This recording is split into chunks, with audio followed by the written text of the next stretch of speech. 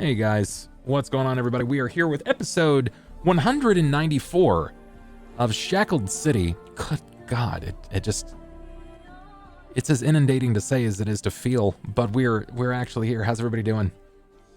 Pretty good. I'm not sure what inundated means, but it sounds offensive.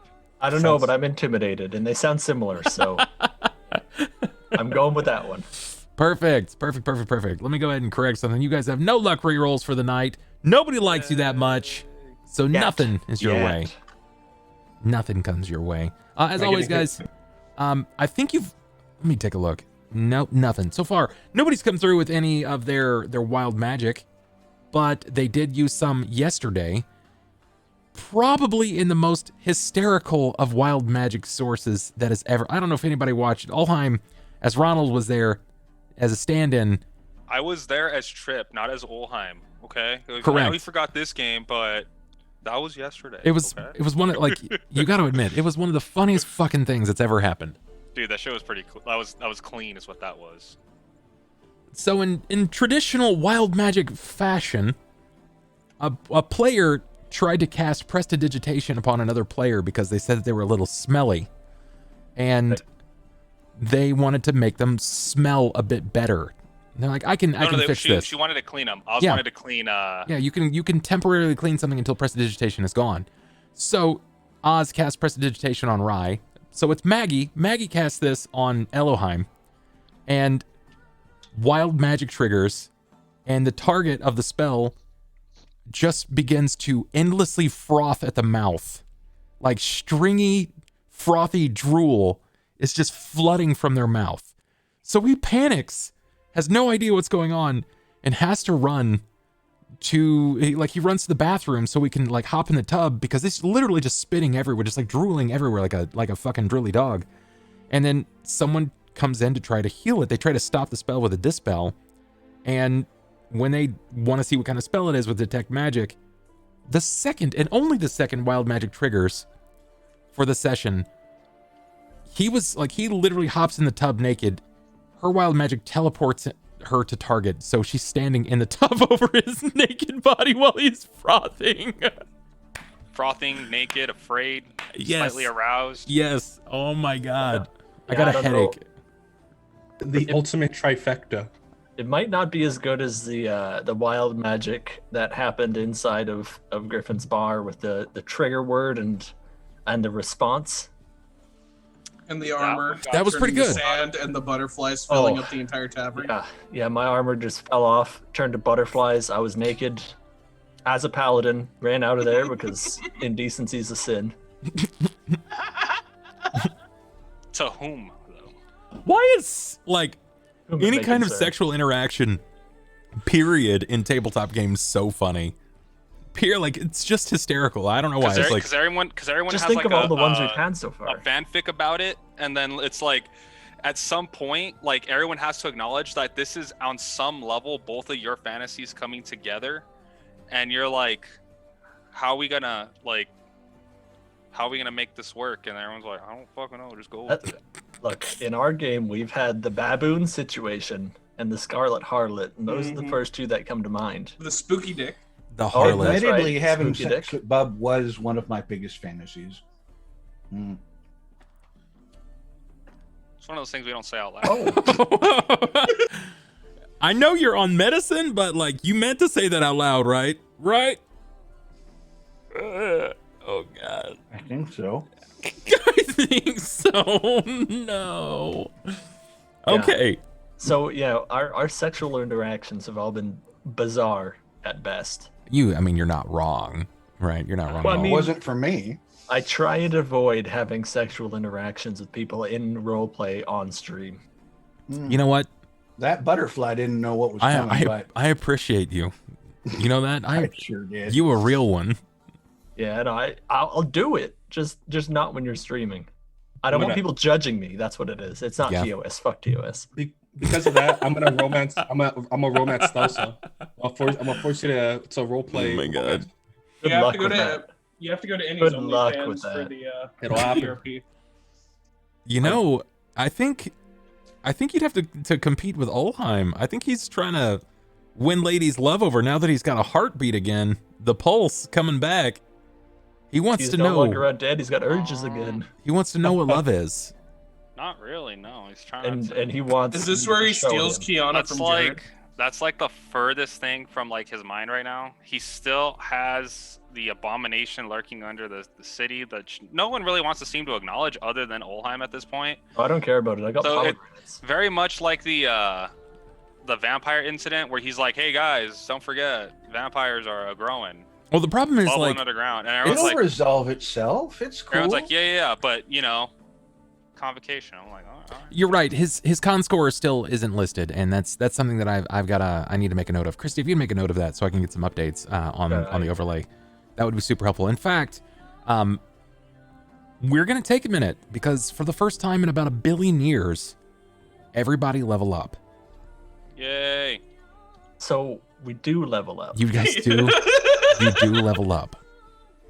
Yep, nope, that's what happened last session. At the end of it, you were like, Alright. hey, level up. Yep, see? All right, I missed that part.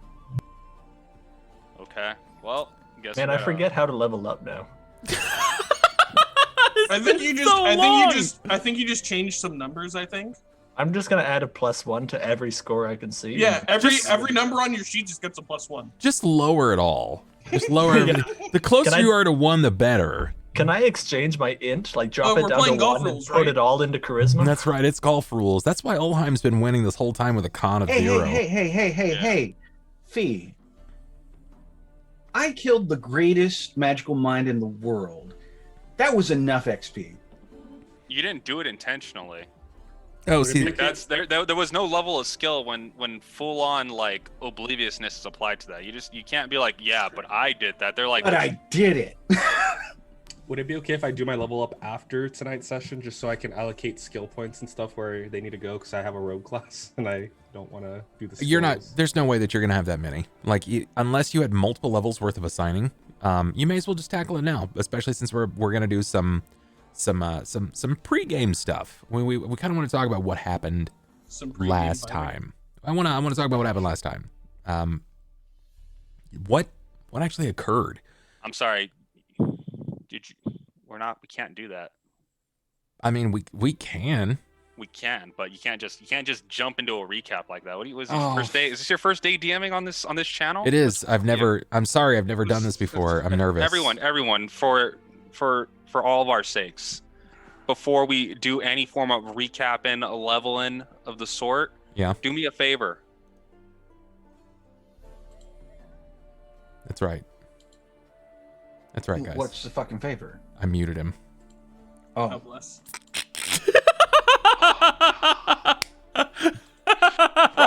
What's wrong with you? And now that box is open,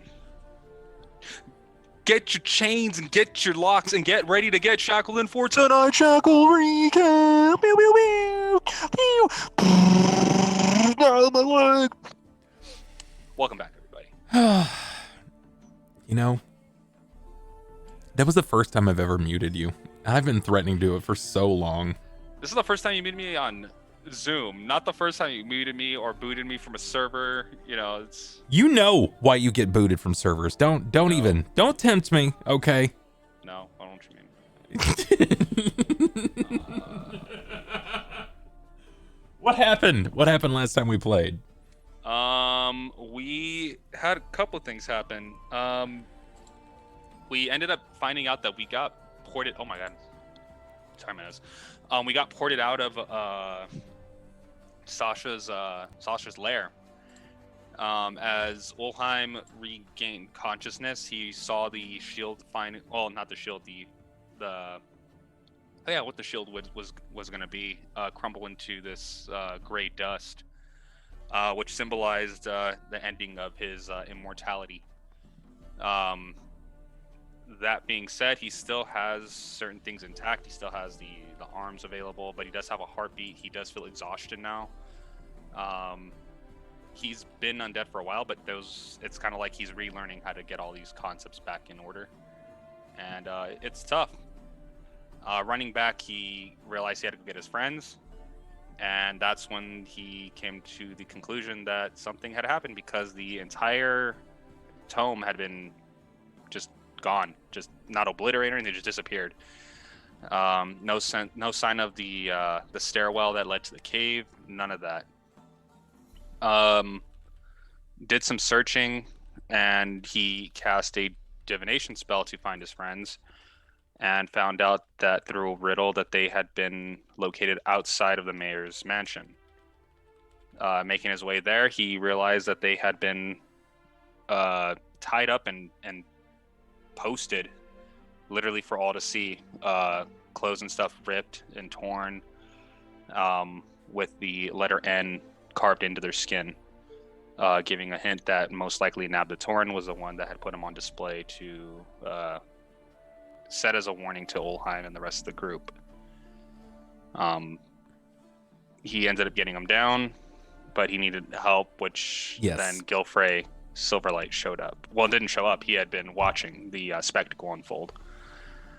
They had an exchange of words, pretty much asking why, one of them why Ulhime still continues to help the group the way he does. They had an exchanging of words. He said, Yes. "What a beautiful wedding."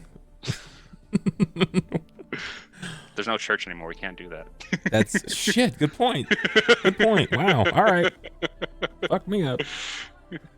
But yeah, he pretty much asked him about his intent with why he still stays with the group. If it was really worth it for him, would they do the same for him? And Ulhime pretty much told him it didn't matter if that was the case. I mean, he's kind of got a job to do, and he's going to help him regardless to kind of keep any semblance of who he is left.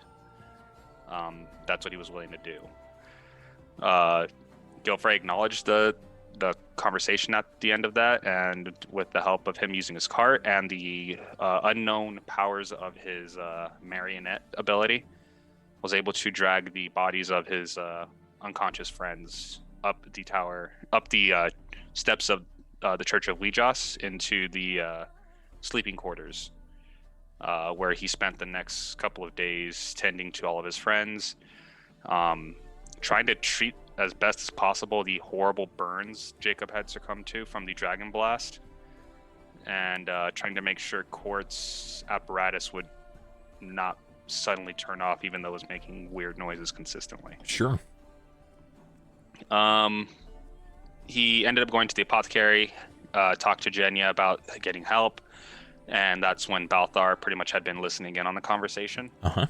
Balthar told him, "Hey, I have these scrolls available that can regrow skin, limbs, but they are not cheap. Each one was a scroll of rejuvenation that cost around 2,500 gold." That's correct. They were hella expensive. Yeah, we were fortunate enough to get two of them. I believe it was up to a D4 on that roll, and we ended up getting the correct amount. One was going to be for Jakob for sure, and the other one we're kind of keeping on standby for Cort. He's not too sure. Later on down the line going into that, he wasn't too sure if he wanted to use that scroll because he didn't know what the effects would be. I have no idea if it's even going to work. Yeah, trying to remove the apparatus plus using the spell, but they kind of, Thelsa and Cort kind of came to an agreement. If there was an extreme emergency and we didn't really have a choice, then we would utilize that. Going outside of that, ended up finding a little bit of the darker side of Daniel in terms of getting back at Nab the Torn for what happened to him. Okay.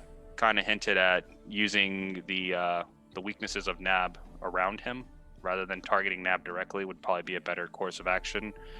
Though, from Ulhime's perspective, it was kind of more of him being angry, not realizing that we're dealing with a demon general and he doesn't really have ties like that. Sure, he's not really aware of the grander scope. He's just walked onto the field, but he has no idea what the actual ball game is going to be like.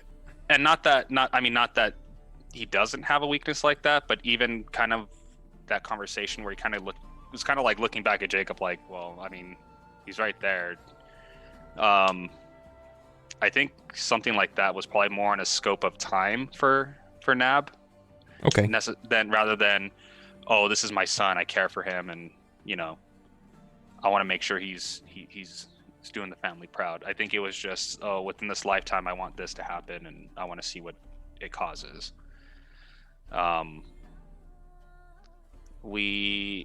After that, we ended up,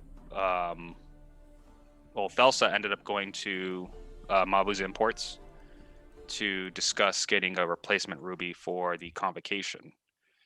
How did that go? I'd like to hear from any at this point, since you know, as Thelsa, what's your shake on this? How did it go?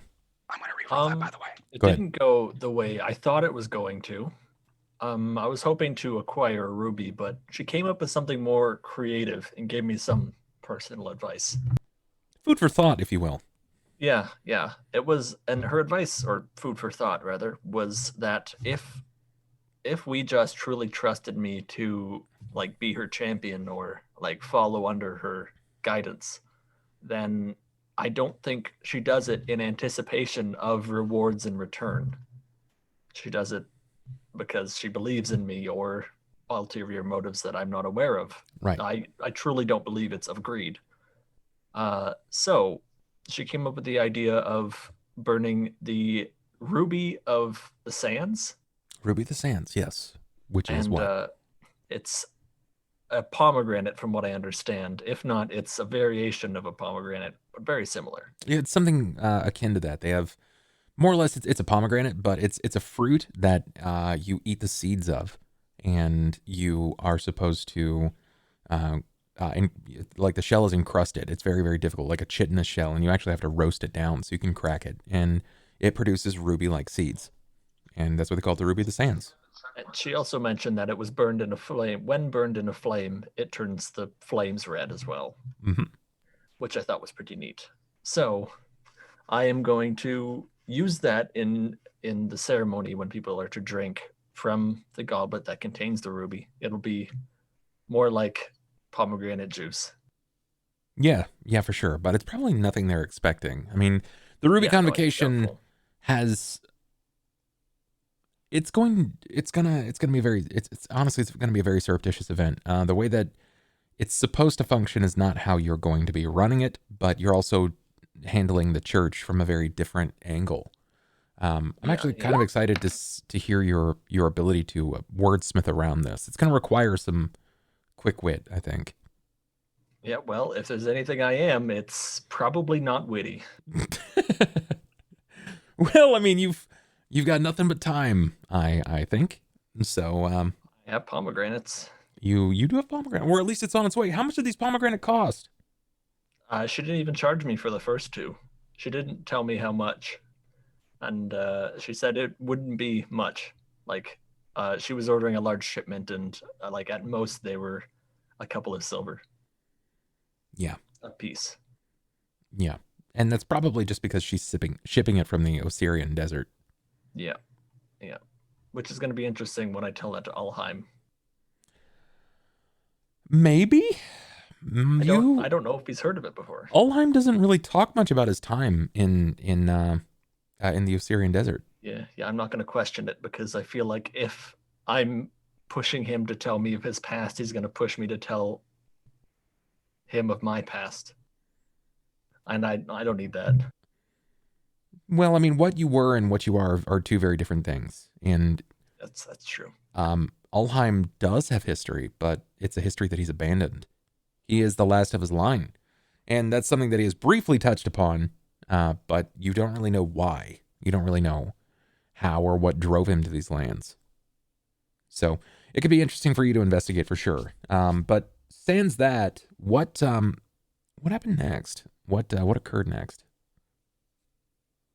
Well, for me, I went on my way back. I picked up the dress, and likely, if it was made at the same place, the outfit that was made for Ulhime. And sure. We had headed back, and around the same time, that's when Ulhime had shown up with the scrolls of rejuvenation. Yes. And we decided to make the mummy look less like a mummy. Yeah, you did. You wanted to best utilize this. I think it was actually you. It was you that decided to utilize this magical scrolls. Yeah. Prior to this, I had used cure disease on him because he was burning up, and the only time I ever see that is when someone is ill. At least in Thelsa's memory. If it was my previous characters, they know that demonic touch tend to burn hotter than normal. But it didn't even cross Thelsa's mind. It was just, he's probably sick. I'm just going to see if I can remove any kind of disease or infection he might have. And so she had done that, and he was starting to lower his fever. And when I went back, Ulhime had questioned whether I wanted to use it on him, and I said sure, as a divine, or not a divine caster, as a caster, nonetheless. I went over and placed my hand on his chest between his little hands, and take my strong hand. And yeah, I read. Well, actually, first things first, I looked at the scroll to see if I could determine what it was, and I did determine pretty well that it was a scroll of some kind of healing property. I couldn't tell for sure, but I could tell it was expensive or high level at least. Yeah. And that the two scrolls were identical. Yes, they were. You determined that much, and with ease, you were able to utilize one of these scrolls, and it did as such. And what exactly were you hoping to garner from one of these scroll use on this character? The ideal was that it would heal his charred flesh, because he looked kind of like a Skyrim Draugr, and it was kind of offsetting. Yeah, it wasn't exceptional, man. It was a pretty unhealthy situation to be in. Your thought was that the odds of him moving a comfortable life and like living comfortably and capable of moving would be almost 0 to none. So you had to burn a scroll. You had to burn a scroll and help him here. And you guys rested. That's largely what your last session was. It was a recovery, a discussion, and to kind of bounce back to see where you stand. You needed to determine these things. Had to see what page you were actually on. I don't necessarily know if all of the conversations were finished, but we're going to pick up a day before. One day before the Ruby Convocation. It's morning. Jakob has started to draw regular breath. He's alive and well, though I do not believe that the PC that is operating Jakob is similarly functioning, as he may be weaving in and out of sleep as we see talk. That being said, everyone seems to rise. Some of you are more exhausted than others. You have been through hell and back. You've seen some of the scarier things. You were not necessarily expecting to walk from this. I don't necessarily know if anyone here is even aware that Nav the Tauren was the one that saved you. Some of you gained information. Some of you lost something much closer, much more dear. Ulhime probably suffered the largest loss. Lost my armor. Oh, I mean my phylactery. Yeah, same thing. Not quite.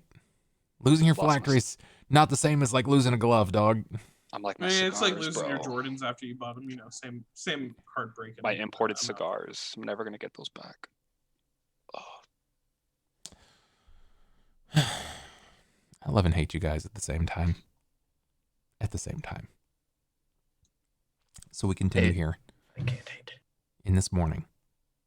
The day before, Thelsa's begun putting some things into motion. She's been roving to and fro to make sure that she can get exactly what she needs for the Ruby Convocation. You have no idea exactly how many people are going to be arriving. You may get to that this session, you may not. A lot is to be determined. But for this moment, you're all together. Not everyone here is at full stride.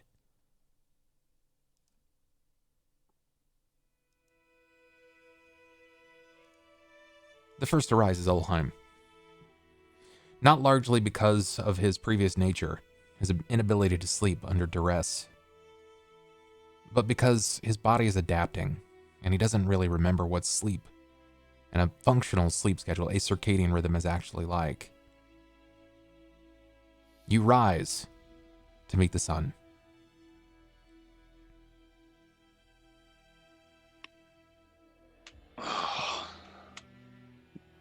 And as he wakes up, he kind of starts feeling like the numbness of his hands, like because he's not used to sleeping, so like he can tell you can tell he slept wrong, where it's like he kind of like has his like arm folded under, and everything just feels like really heavy to him. Takes a look around the room, make sure everything's clean. At this point, assuming within a few days, I would have helped clean to make sure all the dirty rags and stuff were out. Assuming this is going to be a party, some people are pretty sure are going to get pretty smashed, and he's pretty much made sure that the quarters at this point are kind of just like a drunk tank for people to kind of like go rest, and if someone prepared to take impromptu guests. Yeah, that's kind of how he has everything set. So it's like the sheets in this quarter, for some reason, like just tonight, are like a little nicer than they normally would be. He's probably gotten, I'm assuming, his order for his clothes have come in already.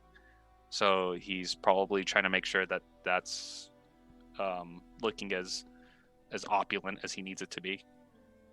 It's a good word. I like that. From there, he'll go over and he'll examine Jakob to see how he is faring, to see if like all the skin's actually like finally come off and grown back, if that's a thing. From what you saw last night, right? From what you last recall, when the scroll cinched itself and the waves of divinity just sort of poured over like a fountain, eking over the body of Jakob.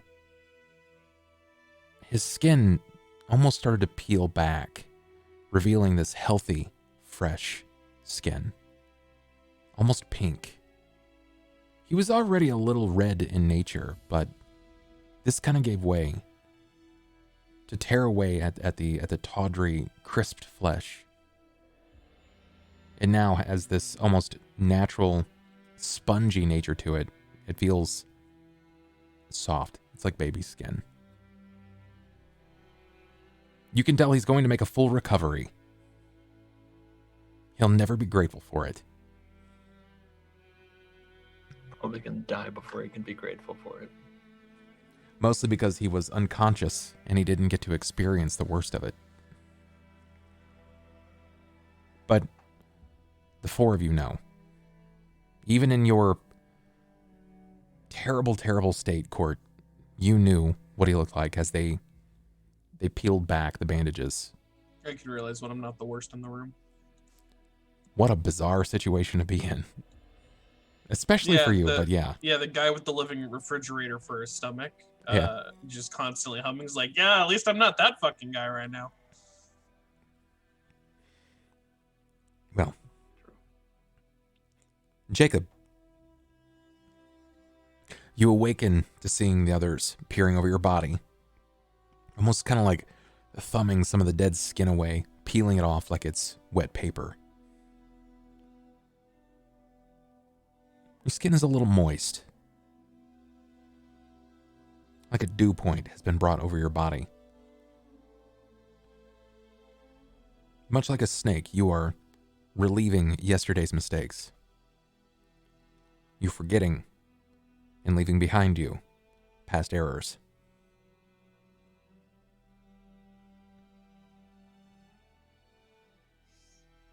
So everyone is standing around me helping this skin come off? Two of them, mostly. I can imagine, correct me if I'm wrong, but I can imagine that Daniel is probably chilling, just kind of relaxed, half-cocked in the bed, still playing around with that family heirloom dagger that he has. And Cort is still resting, trying to sort of forcibly push back the leather on the bindings of his apparatus. Yep. I was going to say he's kind of fucking with the his robo stomach. So Ulhime and Thelsa are standing over him, peeling his skin off. Yeah, I think he'd probably, kind of push back a little further in the pillow, looking between the two of them. We survived. Well, I mean, it probably would be apt to see my face in the next world where you're going. But no, we did survive. I hate to admit it, but I don't know if Nap the Tauren was the one that saved us, or Sasha calming her rage. But we're alive because of one of them. Well, how we were presented leads me to believe it was Nap the Tauren. I don't think Sasha would do that. It doesn't feel right. I believe the ends carved into your bodies were a good indicator of that. Huh?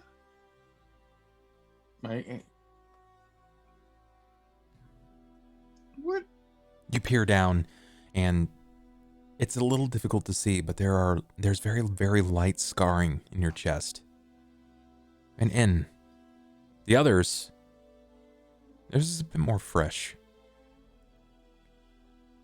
Yeah, I'd pull my robe just gently to the side enough to show just the scar, or it would be an open wound still. Yeah.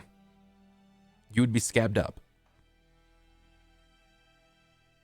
But you can see the blood pattern of the scab that's bled through this bandage. That's a very clear and resolute in. What are you guys pulling off? Your old skin. The warden from the Citadel, Balthar, gave us a spell, a scroll. You were badly burned due to Sasha's attack, and you most likely would have died to it. Had it not been for him, we wouldn't be here having this conversation. Yeah, so it was pretty bad. Greyhawk chickens probably had better times in deep fryers than you did. Chicken sounds good. Oh. Probably not the most appealing thing right now. I mean, peeling off your skin is something that I can't really stomach, but good thing Thelsa and Mr. Ulhime over there taking good care of you. You don't want to know what kind of stuff this group has gotten me into. You were there for most of it.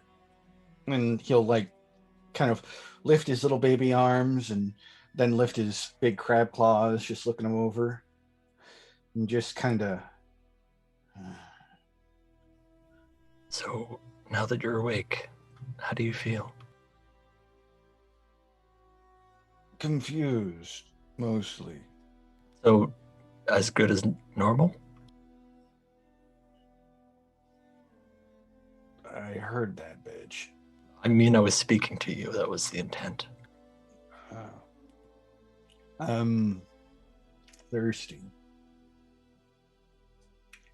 But apart from that, I'm well.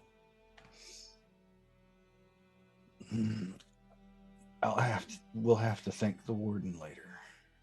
Ulhime grabs an empty wooden cup, and as he's passing it over, you hear him go, "Oh, that's not," and it's almost like neck roll, but it's like you can hear as he's trying to say it. It's like when you're trying to say something, the words are kind of slowly leaving you, and it's slowly reverting back into Dwarven.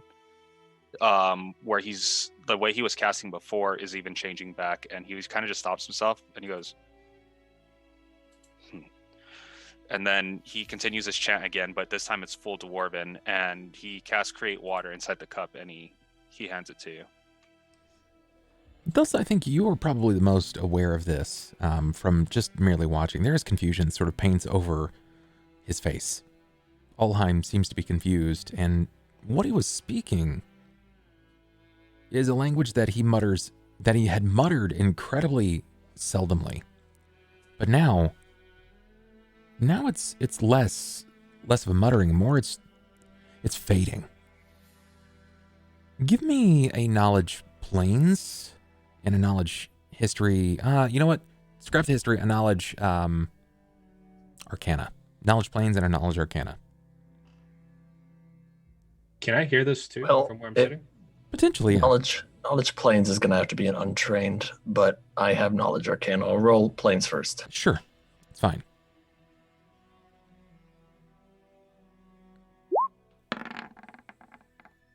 Okay. Can I roll 2 just in case, like, if I did hear it? I mean, you're not too far away, but sure, give me a perception.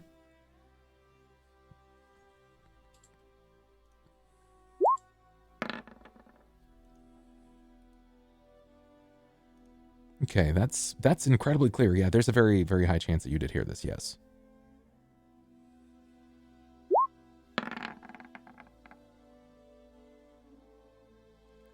Open new window, and that's also really, really good. Let's see, I'm not really sure how you might know this, how you might have come across it, but... Learning sorcery, maybe?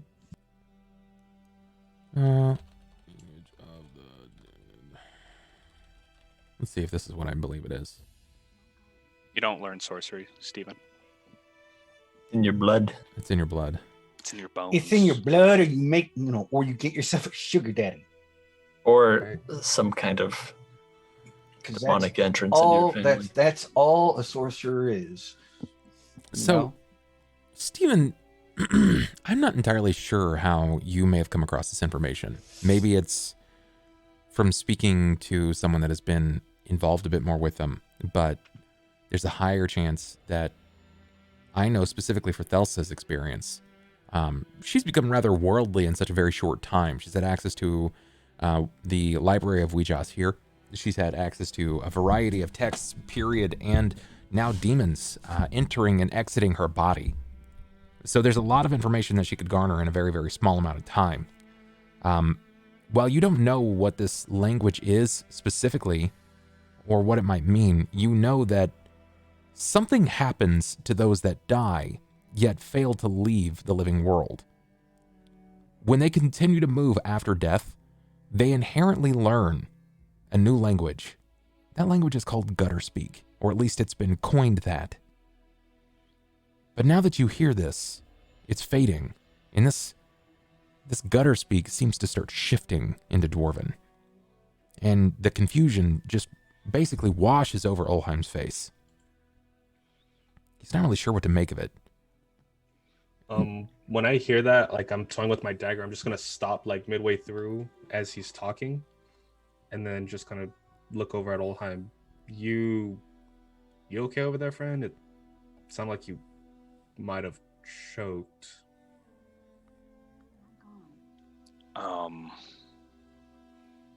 Yeah. Just, it's been a while since I've cast that spell, I think. No, I've cast it before. It's nothing. We're fine. If we're to be prepared for tonight, we need to make sure all the preparations are.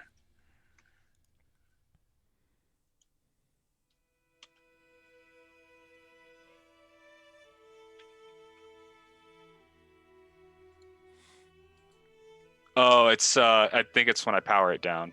I was hitting mute on my mic and it says like mic on, mic off. Yes. My bad. Yeah, I was like, the fuck am I hearing right now?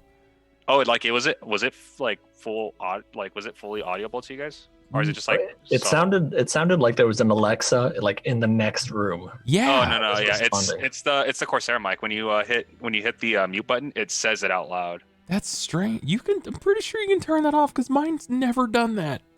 Do you have the IQ thing loaded up on your? Nope. That's probably why. I had the interface for my Gotcha. mouse, keyboard, and headset. I was like, is one of these motherfuckers watching porn right now? No, yeah, you're good. Siri, show me that dirty shit. This Zoom call is basically porn. And I'm just sitting here thinking, oh, it's for people who are, hard of hearing. No. Yeah, my bad. I'll just toggle mute because I just wanted to leave it on because I don't know why, but every time I click away from Roll20, it disconnects me, and then for whatever reason, if I go back to it, like I can't hear the music or anything, so I have to like close it out and reopen it. Gotcha. Okay. All right. I appreciate that. Thank you for the heads problem up. at all. Glad you're not fapping midstream. That's nice. All ears are. No, I don't. Things I don't want to hear for a million, Alex. But yeah, as he says that, you notice Ulhime kind of take like he reaffirmed himself with what he was trying to continue to do, and he looks back at Jakob, and he looks back to the rest of the group. We have work to do today. Convocation happens tomorrow evening to be exact, and I want to make sure all the preparations are done, because after that night, we're going to have to go into battle. There is still evil in this city that needs to be culled.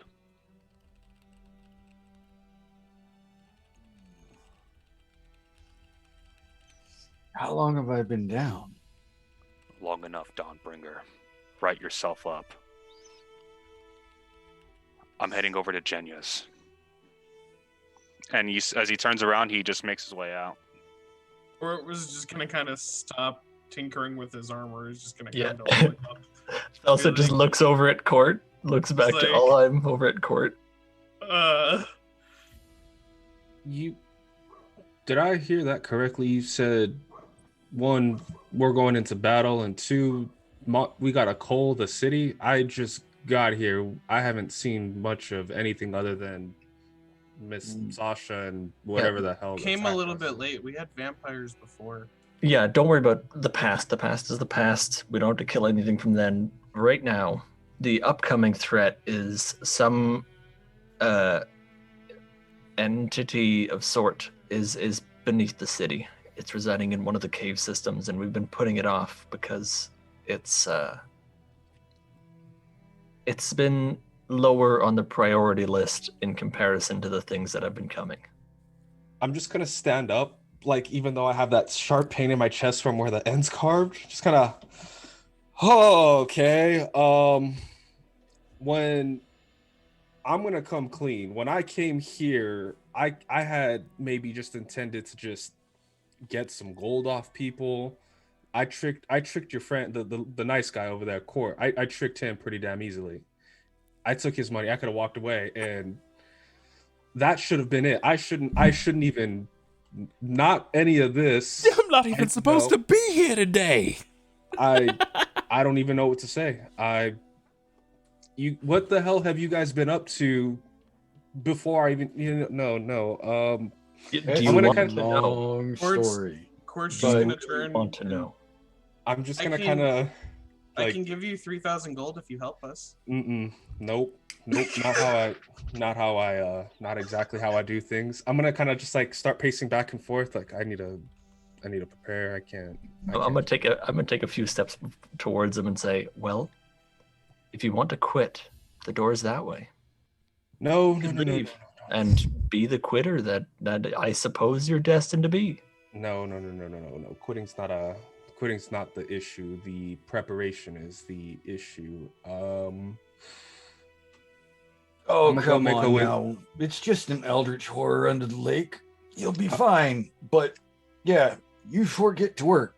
I've got to go ahead and report to Kiana before she kicks my ass.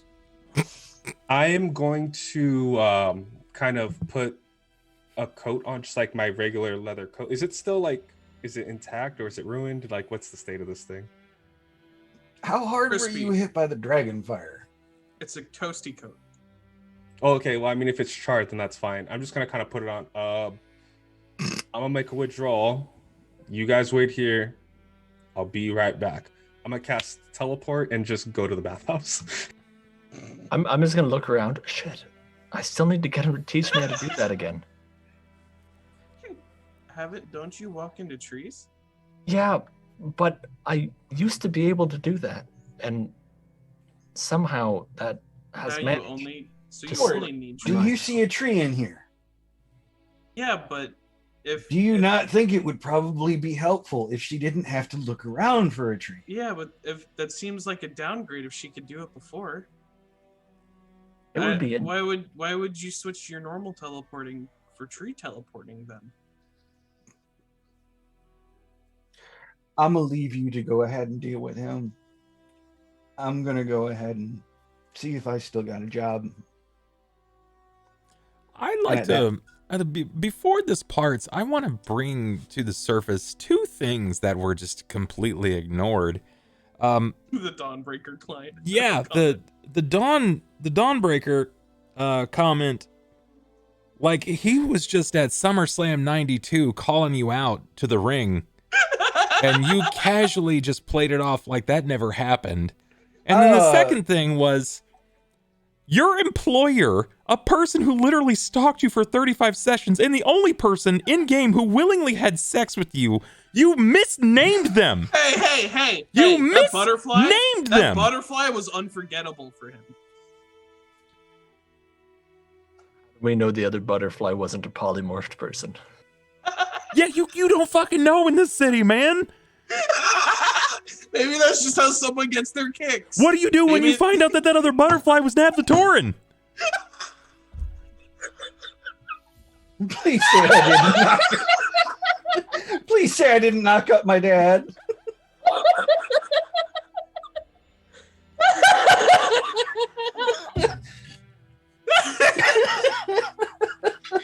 I love it. That's wonderful. 10 out of 10. Now I'm just picturing two butterflies with crab claws for their front legs. It's a little antennas. It's little. Yeah, that's It's just how you pick up your own crap. This was like the half of the Back to the Future plot, right? Is that what all of these 200 episodes of Shackled City have been leading up to? Are we just one big Back to the Future reference? oh my god. I'm sorry I said it. I'm sorry I said it. This is how you become your own grandpa. God. It's pretty wicked. From what I've seen so far, I'm gonna enjoy watching, guys. High Life, thank you so much for dropping in. It's we're a clusterfuck at the best of times. Appreciate you, dog. Daniel found out just now how bad everything really is. So Yeah. Oh, do you think you found out how bad everything? No. Daniel just found out how bad everything is. Now, the real question is, what if it does turn out that it was Nabthatorin as the other butterfly? I'm going to give my son something he's never had before. Oh, God. This is getting weird. Okay, yeah. But, yes, he's going to see Kiana Green. there you go. That's the name. Hey. She gets off when I call her different names. No, she doesn't. No, I'm her. I know. she literally dismounts, is what you mean by gets off, right? This is what Ronald meant earlier when he said the smashing of the fantasies. By get off, you mean she leaves the ride. Yeah, she dismounts. Yeah. Smashing of the fantasies. Yes, Bub is my fantasy. Yep. Yes, I want to smash that. He says some dumb shit mid-coitus, and she says, "Yeet us this penis!" and he throws his ass out the room. Oh, she cuts that shit off. Oh my god. This is not the crab tail I wanted. No. Or lobster tail. Yeah, crabs don't have tails. I'm sorry. Glad you made the distinction. This is fine. Brokeback Guardhouse. This is fine. So, Daniel, we don't need to roll for you to go get your coat. Not that there's much left of anything that you were wearing. I'm just imagining him in this, like, it used to be like a long leather duster. Now it's just kind of like a, char-ended crop top. Yeah. Yeah, it's a midriff at best. The more midriff you have, the more powerful you are. That's just how it works. The less clothes, the more armor. Mm-hmm. Yeah, it's next level gear. Too bad it won't stop anything below the navel. True.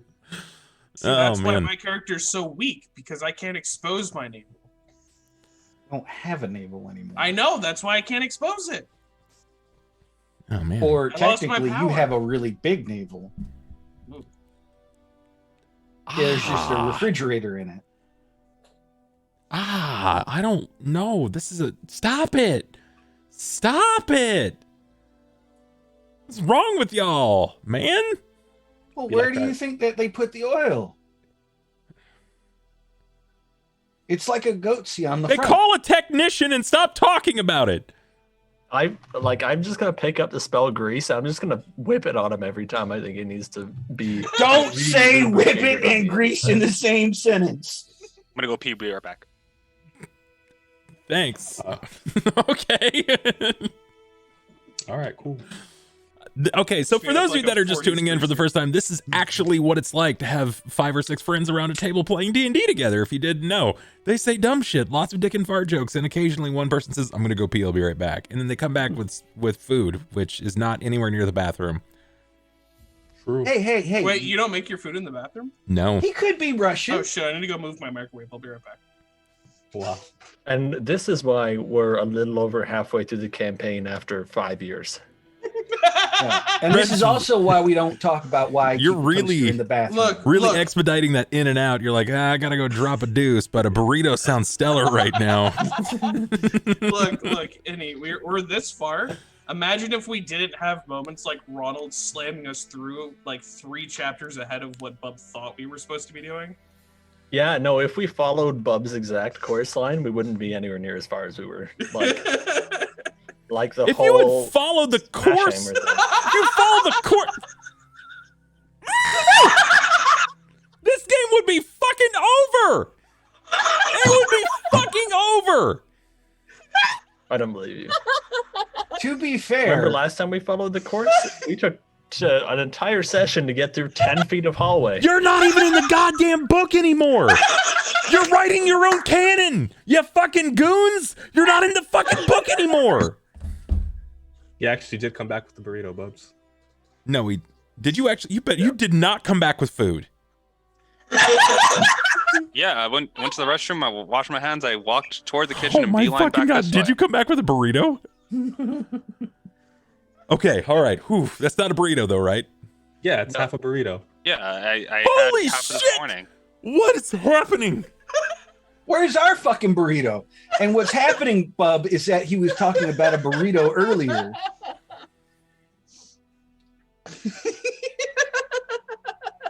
There's some mild clairvoyance happening in my dead brain right now. Yeah, I know. I'm No, really he said to impressed. his dad earlier, yeah, that's my burrito. Did he? I No, don't remember that. I was telling that to Steven Neither- when he came neither in. do I I. said, Oh, man. I'm getting a burrito. Don't eat my burrito. It was just Sniper, happening. how the fuck are you gonna remember a passing comment about a burrito, but you literally can't remember a fake woman that you've role played with for over 100 hours and copulated with? Priorities. I really want a burrito. Yep. All right. Well, we now know. So I'm chat, sorry, I how's can't everyone help doing out it. there? I focus on what he says more than you. It's, Ronald, you wanna run a game? Because maybe you'll get him to take notes or something. Hey guys, it's me, the XanderDarks. Welcome to my stream. We're playing Shell City. Get your seashells. Hey. Put your I trunks got a on and shell. get into the I water. resemble that remark. It's all right. Hey guys, I'm El Bubby Chan, and I'm here to cut you with my edge. Where's my scythe and razor? Let's go right now. My leg. Dude, it's Bury the Light. It's Okay? fucking- you see his face that whole time. You gotta play Bury the Light, alright? Slowly, his face is creeping up as a grin the whole time. Oh my god. Sugoi baka. Oh fuck. I love it. I hate it, but I love it at the same time. So what was actually happening before we took a hard I left? teleported. I kind of like I told you guys I needed to get prepared. For, Yeah, you need to get your fire. things. Ulhime walked away. Yeah, so I'm teleporting to. Well, not that I'm getting my things. I'm gonna get prepped. So I teleported to the bathhouse, and I'm gonna kind of start going throughout the city, kind of like making a withdrawal, aka I'm gonna go pickpocket some people. I need to go ahead You're and gonna calm go down and do pickpocket something people? I know. Okay. All right. Give me the details. I want to know, how does this, where do you go? So I'm How does starting this from work? the steps of the bathhouse. My intention is to probably go look for the people that aren't so friendly in the town and kind of like take from them. I want to find the bad guys, and then I want to rob the bad guys. Sort of.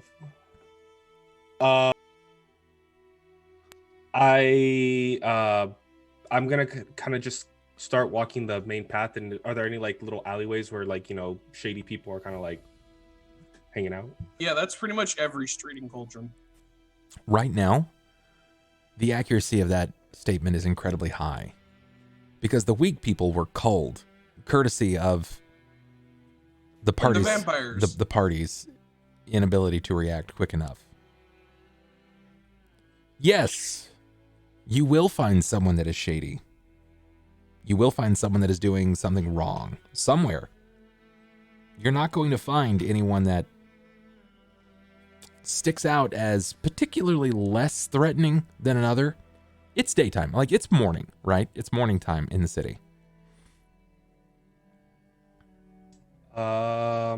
If that's the case, then I'll stick closer to like the stalls on the main road. But I kind of want to make it a point to just try to target someone that is either giving like, you know, an elderly person a hard time, or like maybe trying to like swindle some kids out of some money. So if I can see any of that, then I think I found the mark. What an odd target. I want to look for someone that's harassing the old people. However, if there is a group of children, I want to take all of their money. It's more of like I can get a direct idea of the people that I won't feel bad taking from, versus kind of like how I didn't want to take Cort's money. I was just like, well, he seems like a good guy. Well, you can have it back. Okay. Let's roll it. Let's roll for it to see what we can come across here. Give me a 40% chance. So tell me a 40% range. Like from 1% to like 100. So yeah. So like 1 to 40. I'll go high. So I guess 41 61 up. Yeah, there you go. 61 up. Why did I roll 1d40? That's not right. 61 up. Okay, all right. I need a 25% chance. Give me 25% range. Hey, Unmade, what's up, buddy? How you doing? We'll go 1 to 25 on this one. 125. All right, let's see.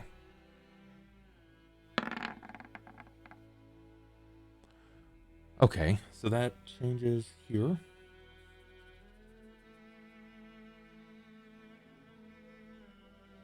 All right, and then I need, it's a low chance. Admittedly, it's incredibly low chance. I need a 10% range.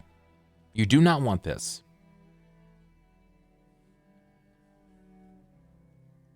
What are the odds he rolls between 90 and 100 3 times in a row? 50 to 60. We'll go with that.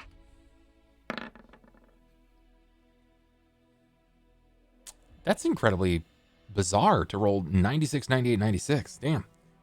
All right, and then one more 3% range. 1 to 3. 5 to 7. Okay. What the fuck? Okay, all right. I'm convinced you're rigging the dice. Not in your favor, Bro, but I don't know how. I keep telling you guys, he always does. You guys don't believe me until he does this. if those were nat 20s, if those were D20s, those all would have been natural 20 in percentages. Flash and loaded dice EXE. Okay. All right, friend. You do discover someone. You find that there is an individual that seems to be perusing goods. It doesn't seem as if he's giving too much of anyone a harder time in the city. It doesn't seem as if he is without. You know how to identify Mark very, very quickly. Someone that just sort of sticks out in a crowd. This person has a bit of a different walk in their gait. The way that they move, they stride with some confidence, but there is age about them.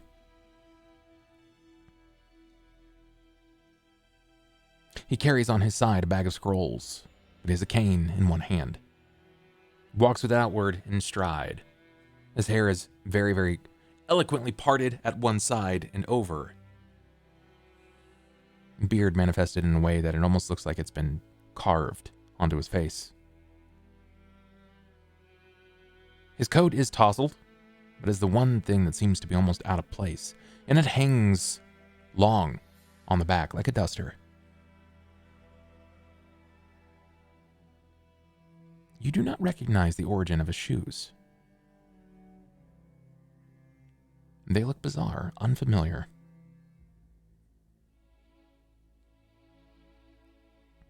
He moves from stall to stall, peering over goods. His eyes seem to whip back and forth. He's looking for something. Someone. Never seems to quite find it. Occasionally he'll turn to take a second glance and you'll see a fat purse on his belt.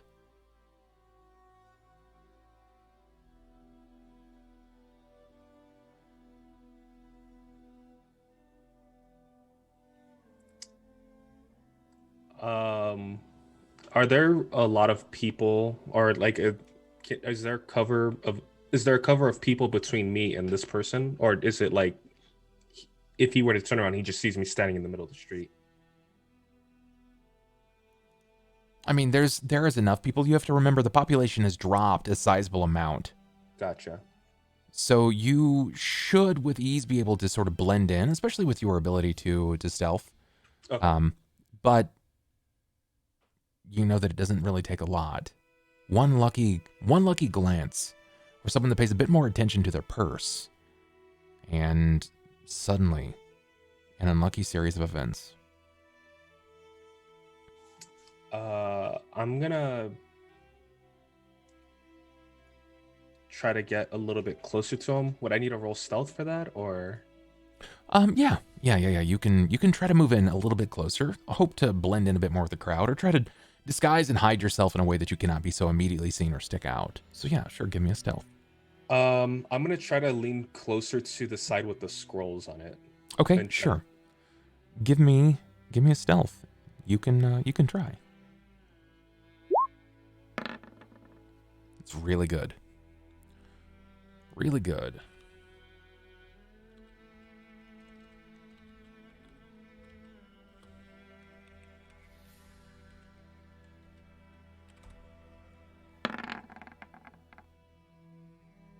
Okay.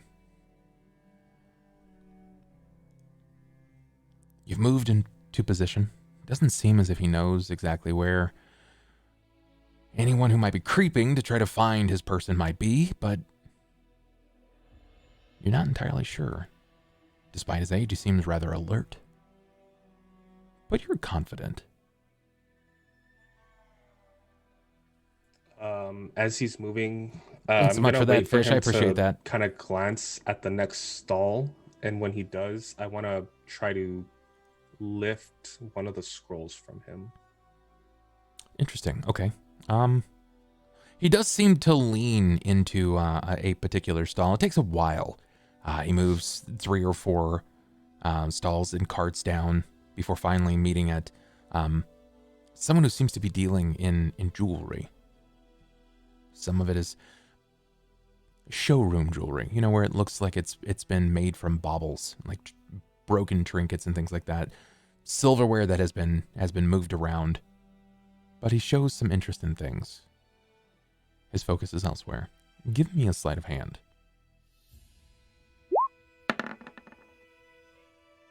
It's really good.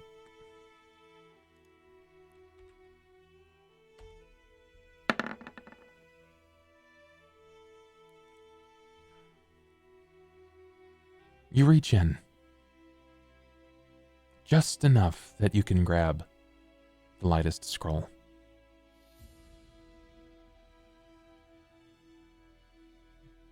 It seems to be stuck. Something seems to be hanging on to it. You notice that it halfway attached is a tube. A scroll tube. You're not unfamiliar with this. It's oaken in nature, brown with a black ring at the top. It's meant to stuff multiple scrolls into.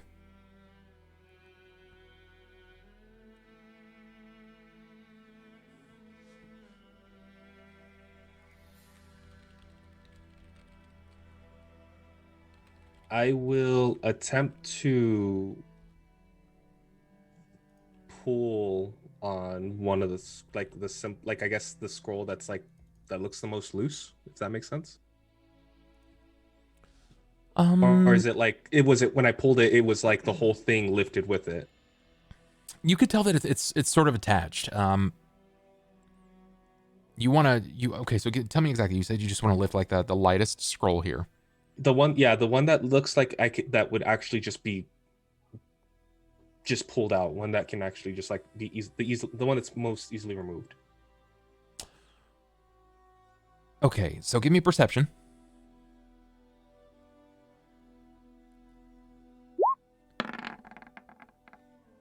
You will find something that sort of sticks out in this manner. I'll choose to do that one once he goes and tries to, like, I guess, make another move on the jewelry stall. He seems to be leaning, and it looks as if he's bartering. He says, "And how much for this? What's your lowest price?" And the man comes back and he's like, the least I could do is 12 silvers. 12 silvers. It's like, prices rather fair. Would you accept 1 gold? He says, no, not take 1 gold. We take 12 silvers. Yeah, so he's kind of focused. You see, he kind of leans back. His arm comes up, and he starts to scratch at the back of his head. Give me a perception.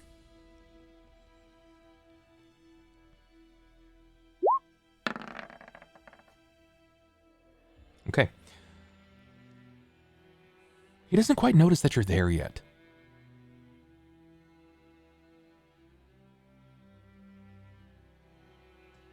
When he does the scratching of the back of his head, as his weight shifts, I'll pull the scroll that looked loose. Okay. Give me a sleight of hand.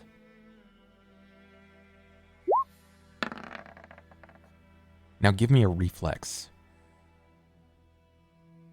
You can feel that it's stuck as you begin to lift this. Very good.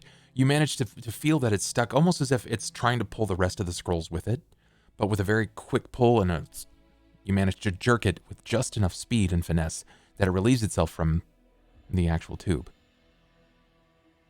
And you have an incredibly frail scroll. Very, very delicate in nature. This isn't just sheerly papyrus.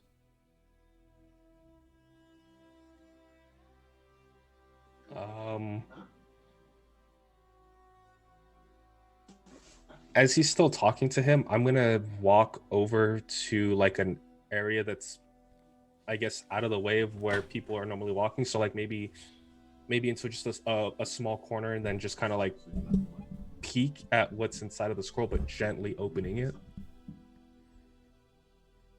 Okay. You notice that there is a small waxen seal. Do you wish to snap that seal? Uh, Just crispy. no. I don't want to break the seal. I kind of just want to like kind of like pull the page back and kind of just get like a glance at like maybe a word or something that's written on it. Okay. So how would you like to do that? Help me out here. Let me try to do this with a piece of paper.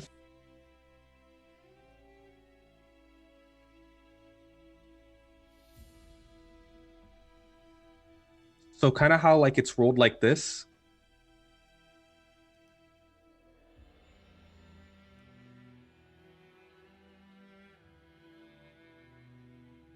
I kind of just pull it back and then see like maybe like what's on the interior maybe of the cylinder, or is it like packed so tight that I can't see that either? It is rolled rather dense, but you can see that there's a structure to the wording. It's not just like a few words. It's not a scroll that is designed particularly to write out, as you know, it's like a letter of welcome or something of that nature. There are many words. This is very, very fine.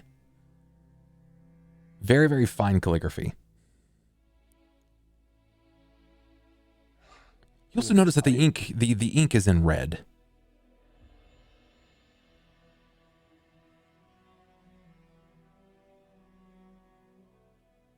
I'm gonna open it up. I'm gonna lift the seal. Okay. Not break it, but like if I can. Oh yeah, I guess I'm gonna have to. Yeah, I'll break the seal. Okay. Do you do so by your hands, or do you like use your dagger to sort of? Yeah, pluck the away dagger at it? to kind of like chip away at the wax, so that way it doesn't like rip or anything like that. Sure. Give me a dex check here. Or a disable device. Yeah, a disable would work just fine here, I think, as well. I don't even think you would need to roll that high. Very good. With ease, you're able to chip away at some of this wax and seal. It leaves a stain behind it. The stain, unfortunately, is not matching the color of the seal. It's brown in nature. It almost looks flaky, like a scab. But the scroll begins to unfurl before you. And as you begin to peer down this scroll, you are seeing a contract with many, many more words than you've seen in most books. As you begin to read it, it's a declaration of a contract so binding in nature, and it comes at the cost of lives.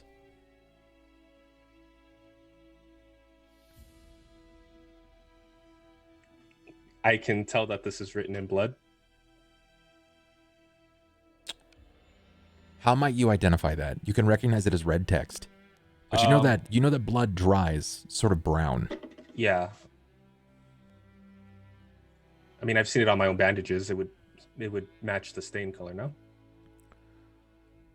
I mean, red is red, right? True. Blood dries a little brown.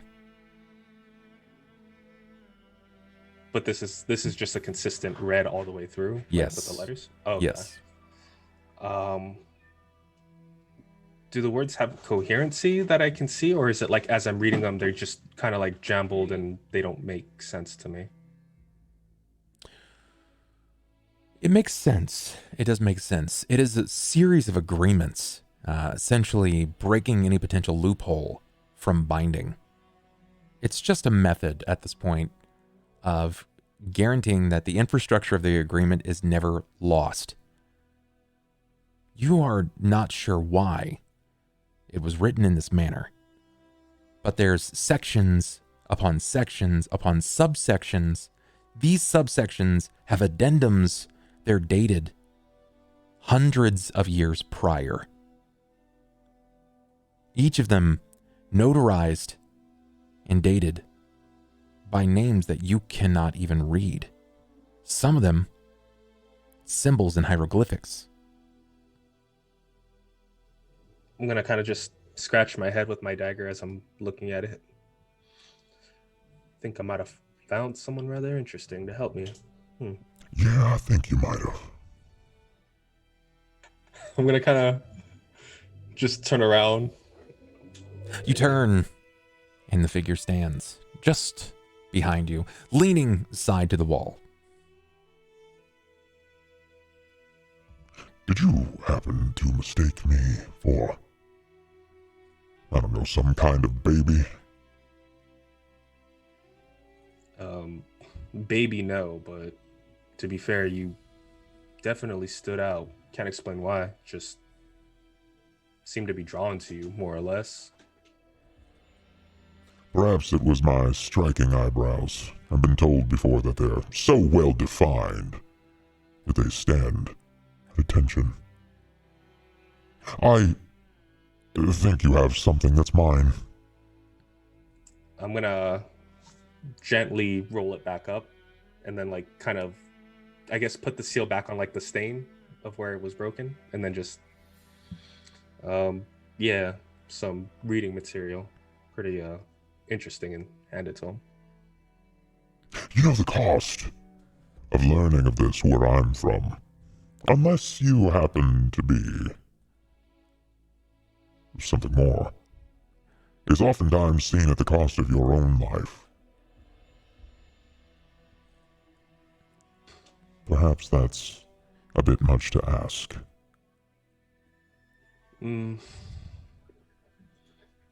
life is a many of things, but to give up, no. But to help others, I mean, I don't see why I would turn someone away. I mean, what is it that you're looking for exactly? I'm looking for nothing. I have everything that I need, and those that need me, well, they find me. And see. He pauses for a moment, his eyes following the outline of your figure. Daniel Martin, you need me. Because you found me. Now, how do you suppose I can help you?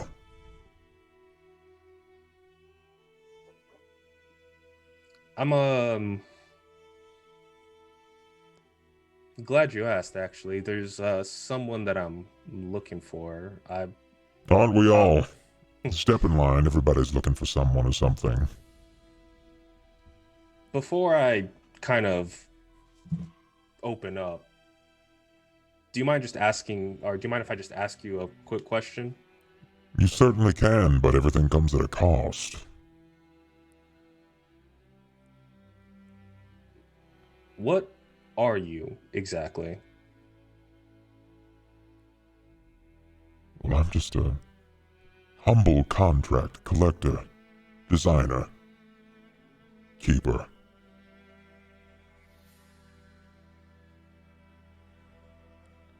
Not from this place. Not sure if you could tell from my voice or not. Everyone's got accents. I mean, I'm no one to judge. I mean, I don't exactly fit in myself. I have to say I find your candor rather enlightening. Typically, when those hear my voice, they begin to wet themselves. If, Mr. Call me Phil. Mr. Phil, if I judged everyone based off of what they looked or sounded like, I mean, I don't think I'd get anywhere far out of Greyhawk, so... I'm afraid that you should be judging. Judge not by their looks, lest ye be judged, and simply follow thine upon their actions. I judge everyone that I meet, because everyone walk this world a sinner. You consume that from which you take.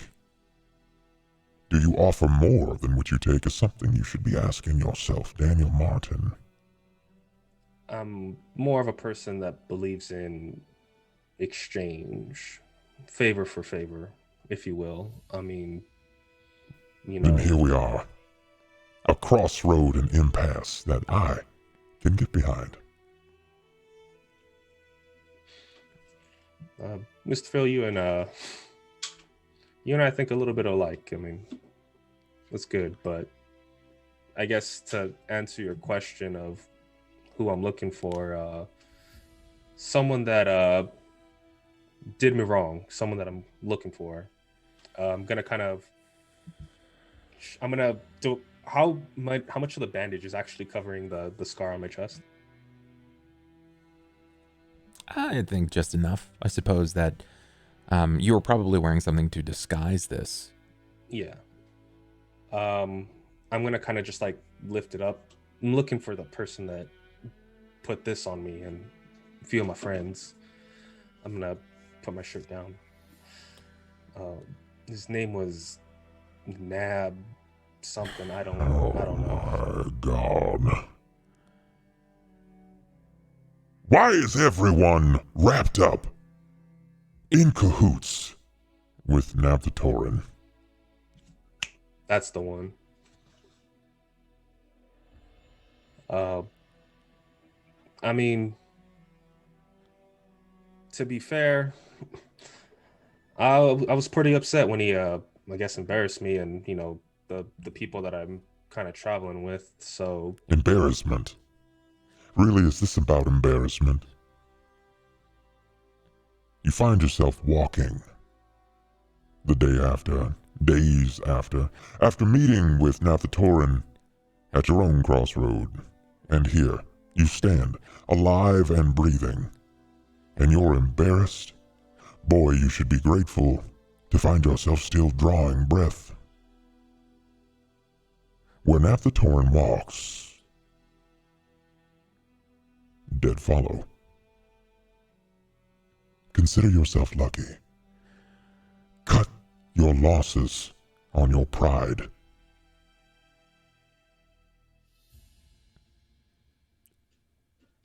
I'll keep that in mind. I mean, he did kind of rip out Miss Asha's spine and vanish into thin air, so... I mean, what's to stop him from just doing the same thing to me, I guess? My guess is likely your ability to be valuable. Are you as valuable as this one you have named Sasha?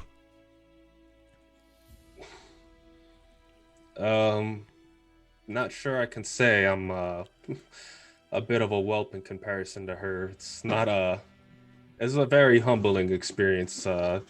She quite literally spit in my face, so it's a bit of a mixed bag of feelings on that one. So then you said you needed something. Are you looking for gusto? Some newfound pride? Perhaps you'd like a pill for that. No, nothing. So, I could lead you to the apothecary. They make something for all of your woes. Nothing as grand as that, but maybe you need some. Well, you said you don't need anything, but maybe there's something that you want that I could maybe help acquire for you, and maybe later on down the line, you know, you help me if I need you. Are you simply offering to do me a favor?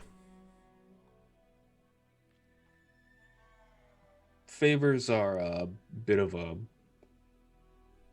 thing of mine. I believe a lot more goes into someone's word, or a lot more goes into someone's word versus, you know, coin. I mean, coin can be melted down, thrown away. Someone's word, someone's honor. Some coin stays with you for an eternity. A reminder, a memory that lurks even at your belt side. Oh, and for what it's worth, I appreciate the pace at which you sought me as your prey. I felt your eyes hunting me as if you were some sort of predator from, well, what felt like miles off.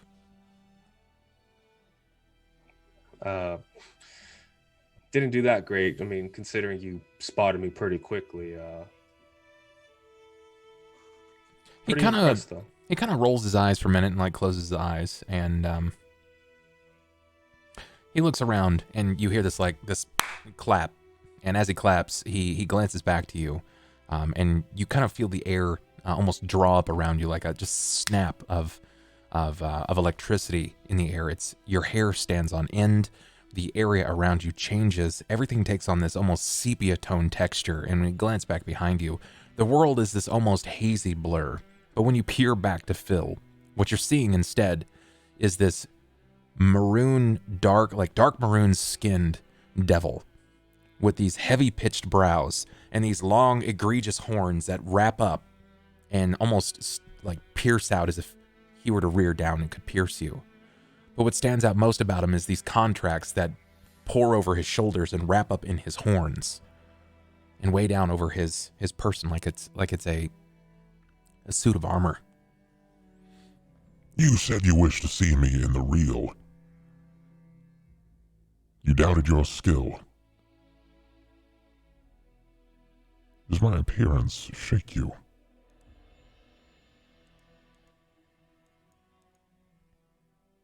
I'm gonna speak to him in Abyssal. Not at all.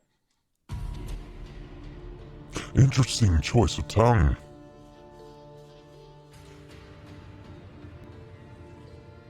I appreciate you stepping into my office, Daniel Martin. Let's cut down to brass tacks. I simply do not handle favors. I exchange service.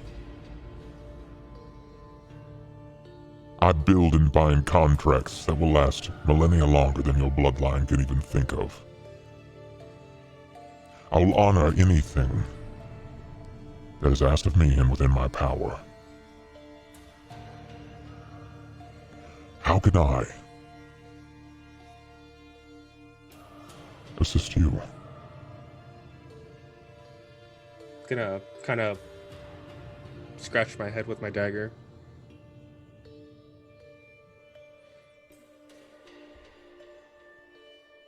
Back to what I said about favors, being something that I find very strongly.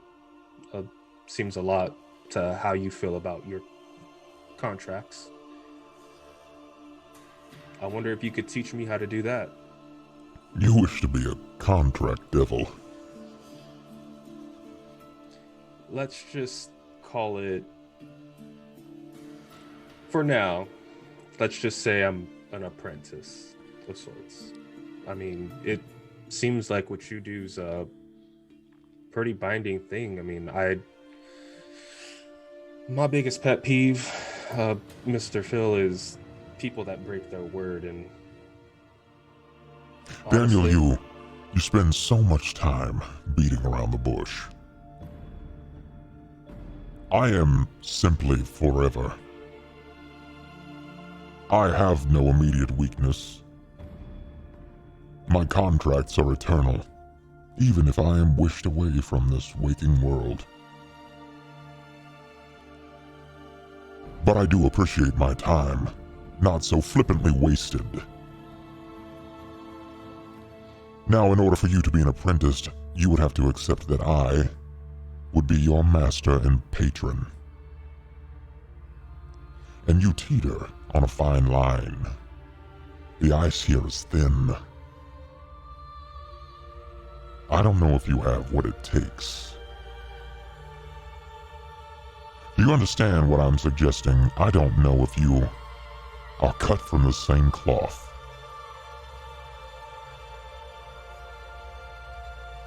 only one way to find out, Mr. Phil. I mean,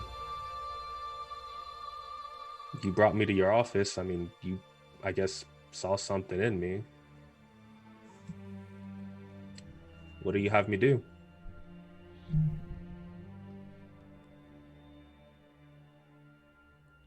Rare do I find myself at this impasse where a mortal wants to know what I want. An interesting conundrum. Rare indeed.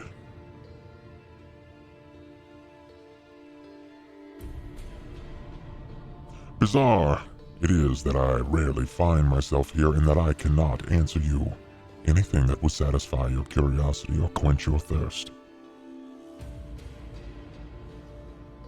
I've deigned myself anchored to my work. My job has a bit of a high turnover rate. It's not for those with a weak stomach. My will is bottomless. and I am time eternal. If you wish to even enter the realm of apprenticeship, And he says this with heavy sarcasm and wit. you must first prove yourself an asset. And there are no directions. It is not a 10-step process.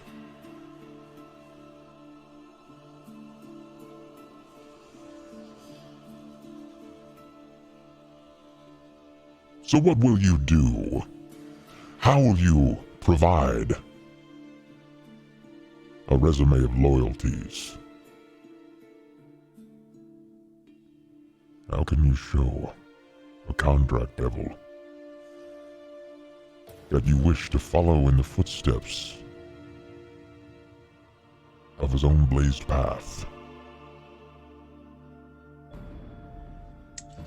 I'm gonna kind of like look at the scrolls that he has like kind of himself like covered in. Ornamental in design, are they not?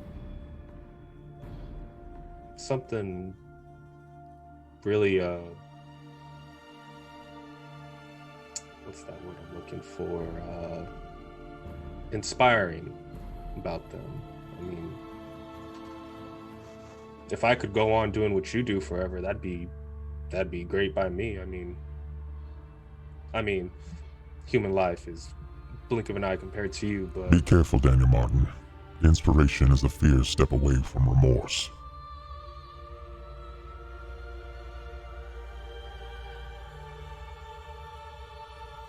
You've seen me in my visage. You've seen my true face. You do not know my true name.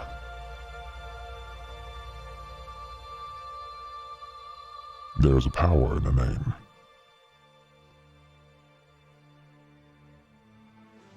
there's power in words. I mean,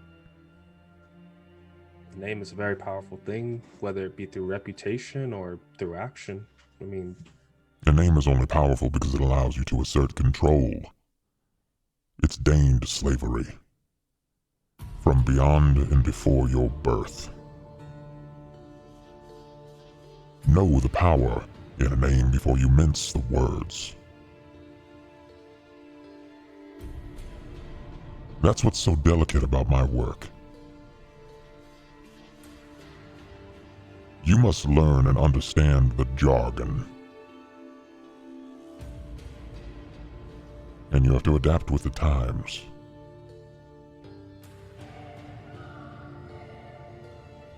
I'm sure we'll meet again. I have no doubt. You've managed to find me once, I'm most certain you can find me a second time. But consider yourself lucky that you decided to pick this purse, as opposed to this one. And he points down to the purse at his waist, where you believe contains a copious amount of coin. mm-hmm.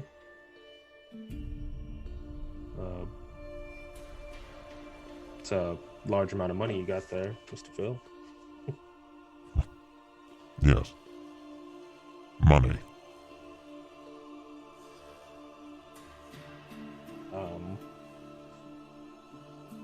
I'm gonna sheath my dagger and kind of just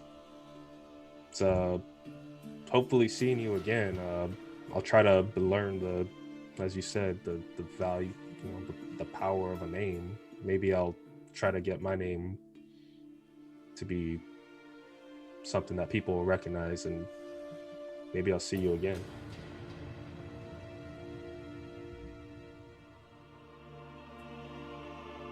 I'll wait and see.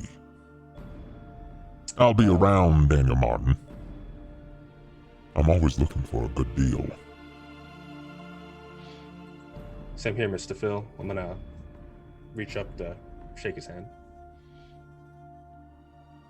He claps, bringing back that haze and that sepia tone, sucks back onto him, and he extends a hand out to you.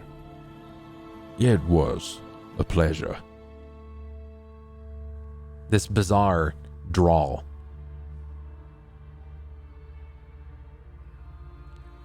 me a knowledge. Oh man, let's see here. You're from a variety of regions. You've seen many lands up to this point, and I would love to see what you might have based in your skills here. Let's see, what knowledges might you have? I have knowledge arcana and dungeoneering. Okay.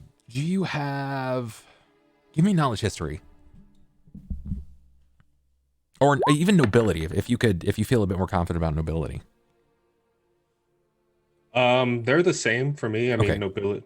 Yeah. Then are you happy with 14, or did you want to use one of your lucky rolls? It looks like we've got two. We've got two courtesy of Brock and Fish. Thank you guys so much for those. I do appreciate that. I think in light of it, I will probably do my luck reroll, but can I use it to do nobility instead? Of course.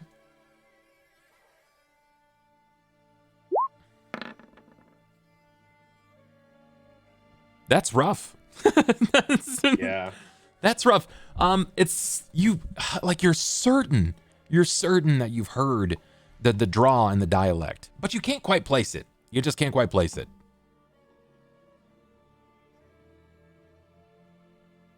It's one hell of a way to start off my day to get prepared for a damn vampire attack and stupid dragons. I'm gonna, as I'm like saying that, just gonna shoot my dagger and look, probably like just look for another mark that's less radiant, we'll say. Okay, all right, sure. Then let's hit me with 2 stealths and 2 sleight of hands. We literally just talked to him about all the shit that's in town. We didn't mention Phil, but yeah, now he knows. Just more fun stuff the city has hidden everywhere. I know. I know. I know that I even told them that they should consider parsing some of their skills out to put into other knowledges for the sake of being a bit more well-rounded. But here we see Dude, they still have plus 17 in spot. I just realized I got like 13 extra skill points that I just never allocated. Cort's fucking great right now, dude. Oh my god. And you're a fighter. Yeah. That's probably like 6 levels worth of skill points. Try 12. Well, 13. Oh god. I had like 26. I had just my level, but I forgot that humans get extra skill points. Yeah, you're not wrong. You're not wrong. People do specialize. They certainly specialize. Sure, Daniel. Let's see here. I think with a little bit of effort, it's probably going to consume a fair amount of your time in the early morning. It's probably going to push you, I would say, even a couple of hours. But let's go.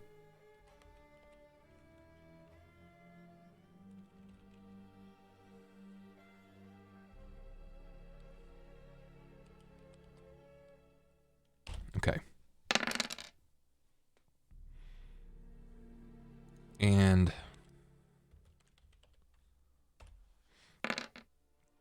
you managed to find 10 copper, 9 silver, and 3 gold.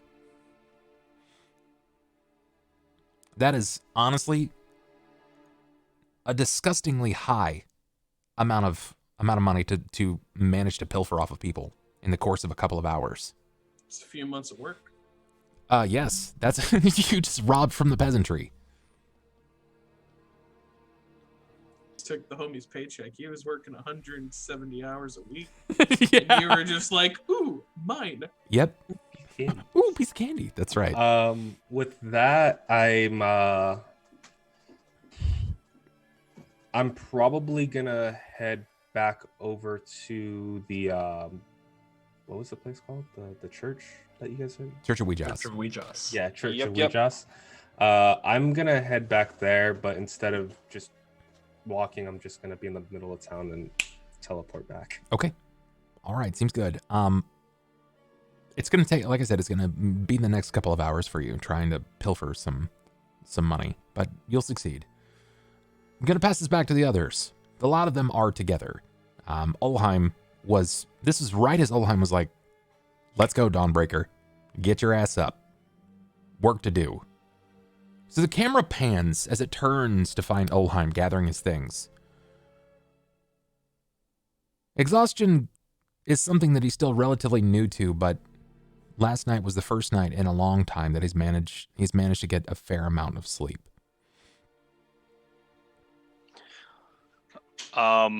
So he's as he's finished his prayer for his prayers for the day to gather his spells. You see that pretty much the eyes start glowing red on the shoulder piece to just indicate that his magic is, I guess, recharged. Thinking of he kind of has thoughts about everything that's been going on. The reoccurring issues with Nab, the deal that he still has with him, why he was spared, why he spared his friends for whatever reason. It's one of those things where it's like it's more questions than it's nothing but questions with almost no answers. And then he's like slowly starting to take like the brighter side of things, trying to see like, the wardens finally showed up to offer aid. But it's something that wears rather heavy on him.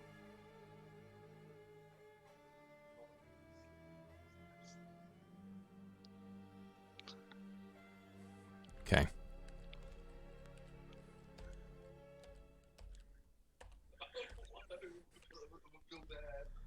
Hey!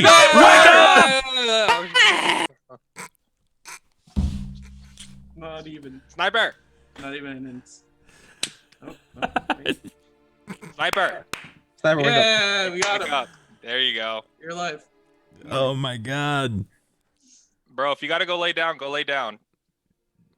Yeah. Yes. Yeah, go lay down, dude. I'm pretty sure I saw a string of drool. Yeah, go. For a second there, I considered he actually just died. Yeah, go get some rest, dude. We got you, homie. Don't worry. We got you.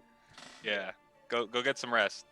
With Daniel Martin making devil deals, you got nothing to worry about. Yeah, you just Concentration head back. drool. Oh my god. All right, Sniper, figured we'll to see you wake later, up bud. nicely. Yeah, go get some rest, man. You're muted. You're muted. You're muted, I think. Yeah. You either muted yourself on that side or. There you go. I'm good. No, dude, go get some rest. You're good. This is like it's True. At least it wasn't frothing. It's yeah. Oh, good. Okay, if he says he's good, then he's good. all right. But yeah, going back to what was happening. It's just a culmination of just all these thoughts running through his head, and it's kind of looking more and more like you see like he's starting to get like not frustrated, but that weight of everything that was happening before, that emotional weight that he for whatever reason didn't have when he was in his lich form, kind of starting like to wear down on him. He's starting to get that impending sense of dread with trying to figure out if what he's doing is even worth doing. Sure. Even like the state of the town, it's kind of like, well, I don't know if it would be a sense of of him losing Helm to gaining Weejoss, there's a personality shift because he doesn't remember the teachings of Helm. So it's not necessarily him going like, oh, who am I going to protect? I need to stay here for these people. It's, well, the church is, I want to make sure the church looks nice, and I really hope these nobles are really going to give us everything we deserve. And it's a very weird, warped sense of panic that overtakes him, but it doesn't feel like it's centralized to necessarily helping the people as more as he's trying to make sure that his image and Thelsa's image in particular is maintained. Everything else kind of seems to be like going like, well, Even like a mild, like, sort of pseudo-anxiety attack? yeah, almost, but it's a really warped version of it. Like he's like, well, I really hope the convocation goes well. And he's like, well, we don't need the bathhouse. Like it's so dirty. What would be the point? Like why the Order of the Shield and Soul? What purpose do I need for the Dawnbringer to be in my guild? Let it go. Like, and it's like I said, it's like you said, it's an anxiety attack of sorts, but he's kind of just like zeroing in like on his hand. He's kind of just like looking around and thinking and going, well, at the very least, he's like, Jenya's been helping us, and we can still bring more people into the town if they start getting better. And I feel like I've gotten stronger since obtaining the gift of Ouijas. Okay. And as he says that, he kind of just kind of clasps his gauntlet hand, and he starts making his way to the apothecary. He's gonna show up there twice within this day. So the first part will be in the morning when he gets there for the first Hero's Feast, and then he's gonna show up later for a second one, because with his level up, he can now cast it twice. Okay. All right. Then I'll have it effectively operate as like half times as fast. So you're going to get a slight bonus. It will complete your pie a bit faster here, your clock, which is nice. What's everybody else doing here? What does this look like right now for Thelsa and for particularly Cort? Cort's been relatively quiet most of the time, short of a couple of snarky remarks. So I'd like to know what's happening on this front. I know what Thelsa plans to do, but Thelsa would invite Cort if he wanted to come. Thelsa was gonna go and meet with Mavu's wife to talk about the rubies of the sands. Since there's more than one, I guess you should multiplies everything. But anyways, and in order to see if she could get some children from around town to help with the shucking. Okay. I was so confused. Yeah, the removal of the outside. The husk removal. Right. Oh, like I'm thinking, what are the kids going to be chucking? And moreover, what are the kids going to be shucking? I was like, it's new slang, guys. You wouldn't get it. It's cauldron slang. You're giving starving children rare fruits to shuck. I'm giving them money to shuck. The rare fruits. Therefore, then it's fine. Yeah. So you're giving them money and food and saying in exchange for their labor. Yes. Some would say that this is child labor, which luckily is not outlawed. You know what's weird? It sort of feels like oh my god, remember the old reality shows where they would put them on the island and make them do ridiculous things while they would look at food? It's like go stand one-legged on this pole 40 meters out in the ocean while your friend eats deep-fried Snicker bars. And then 30 minutes in, it's like, how you feeling out there, Will? You down? You need something? Oh, look, we brought your best friend from Ohio over. Here he is with Lunchables. That's right, Will, your favorite Lunchables. Oh, no. It sounds like whose favorite is Lunchables? People suck. Out there. People suck, of course. Bro, okay, listen. All right, you can dog on Lunchables, but pizza Lunchables were the jam. All right. Okay, they were decent. Man. They were decent, but they shouldn't be anyone's favorite. That bread for the pizza Lunchables and that shitty marinara sauce, man. Yeah. That was. Hey! I will say this: Lunchables continue to persist into our adult lives. True. Hillshire Farm makes adult Lunchables. I didn't even know that. That sounds amazing. CD Hugo has an interesting question here. He says, they're called small plates. Time clocks. Interesting. How do you determine how many pieces each pie has? It comes down to a judgment call. I base a clock on the level of severity of the issue at hand and how much effort they wish to put into it. So in this case, the city and its remaining population is starving. to a degree of which they are eating mud and they are committing more crime.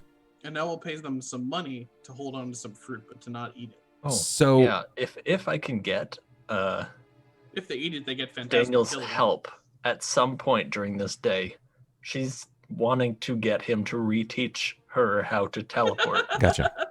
because I don't know how she forgot. I know Indy knows how. Thelsa doesn't, and she wants to rectify that and see if he's ever heard of something like that, like some kind of, I don't know, sorcerer's amnesia. Right. So particularly for this thing where he says he's going to use Hero's Feast, I created a chart based on the localized poor population, because a lot of people lost their houses, and those that are eating mud are of the lowest in economy, economically speaking. So he's got to be able to create food as much as he can.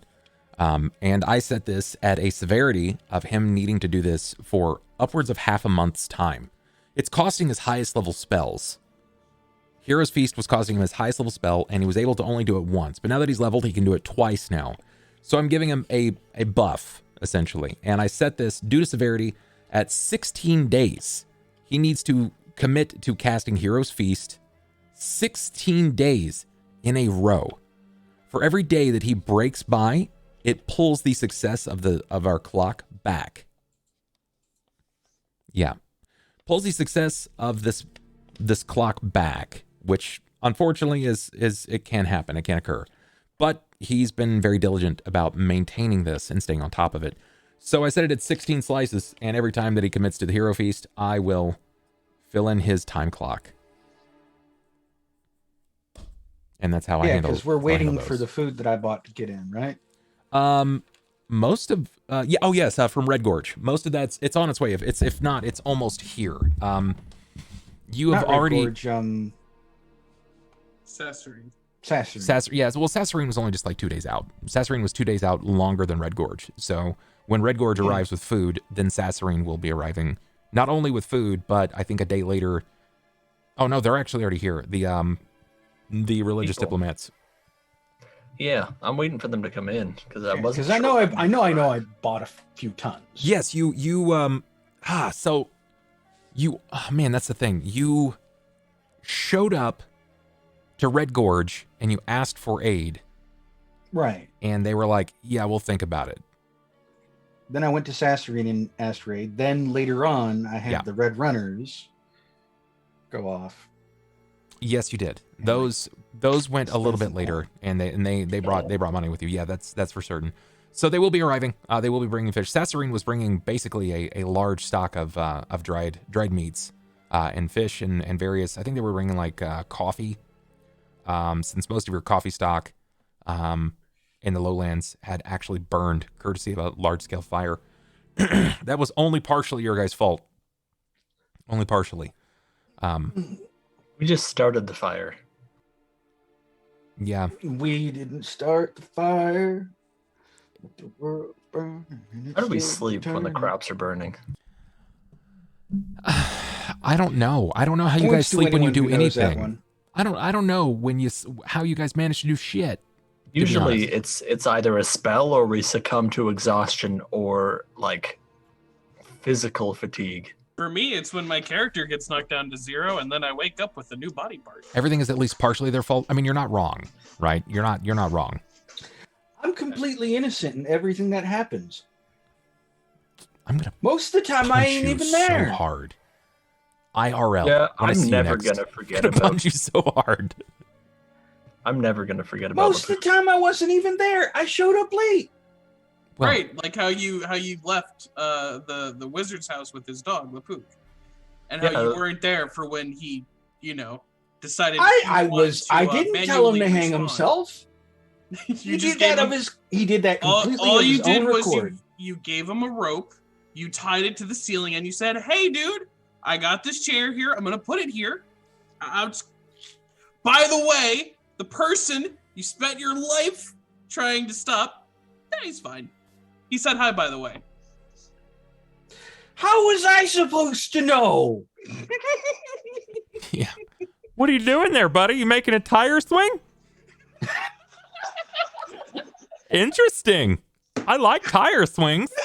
Oh, master, we gonna play flying today? Oh wait, no, dog dies too. Yeah. God forbid. Yeah, occasionally you encounter characters in game that are semi-soulbound. But If someone weighs less than 5 pounds, could you strangle them with Mage Hand? I think their neck. No, Theoretically. it's not. So it's not that they have to be 5 pounds. It's that their neck can only withstand 5 pounds of pressure. No, I mean like lift them up by the neck with Mage Hand. Yeah. Okay. well, yeah. okay, so if they only weigh 5 pounds, you don't know that they're going to have enough force exerted upon them from gravitation to actually like break their bones, right?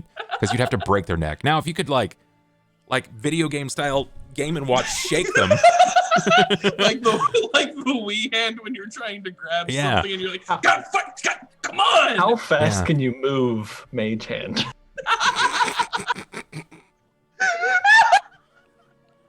I have a new. Although build I think for the sorcerer. centrifugal force of being rocked back and forth would cause it to be greater than 5 pounds. Let's put it this way: Wait. the only thing that you could possibly kill with Mage Hand would be a baby. All I'm imagining now is Don't let's not give Jacob ideas. And the only way to do that would be to keep raising it 15 feet every 6 seconds just and then thinking- let go. Imagine you empower spell and then you empower reduce person, and then you mage hand all your enemies. Well, This is terrible. I why don't don't like you it. just I already got Mage Hand, Fee. I think. Wait, I had an interesting idea came up. If I could just like toy on a target with spells, it would be some real interesting shit. Yeah, I already have Mage Hand, Fee. I don't. One time I want to let you guys have the total tantamount power of the storyteller and just let me be the player for a session. Just one session. Just 5 DMs and Yeah. one player. And see, one, if you could actually tell a captivating story Hey, where I look, didn't man, we get derail enough it monkeys. with dumb shit. Monkeys in a room will write Shakespeare with the typewriter, so I believe we'll get at least something pumped out. I'm not sure that's entirely how that works, but sure, we'll run with that. Look, Well, that's the quote Shakespeare's level of is- writing. Oh god. The quote is 1,000,000 monkeys with 1,000,000 typewriters will eventually write Shakespeare. You only need like 12 of them.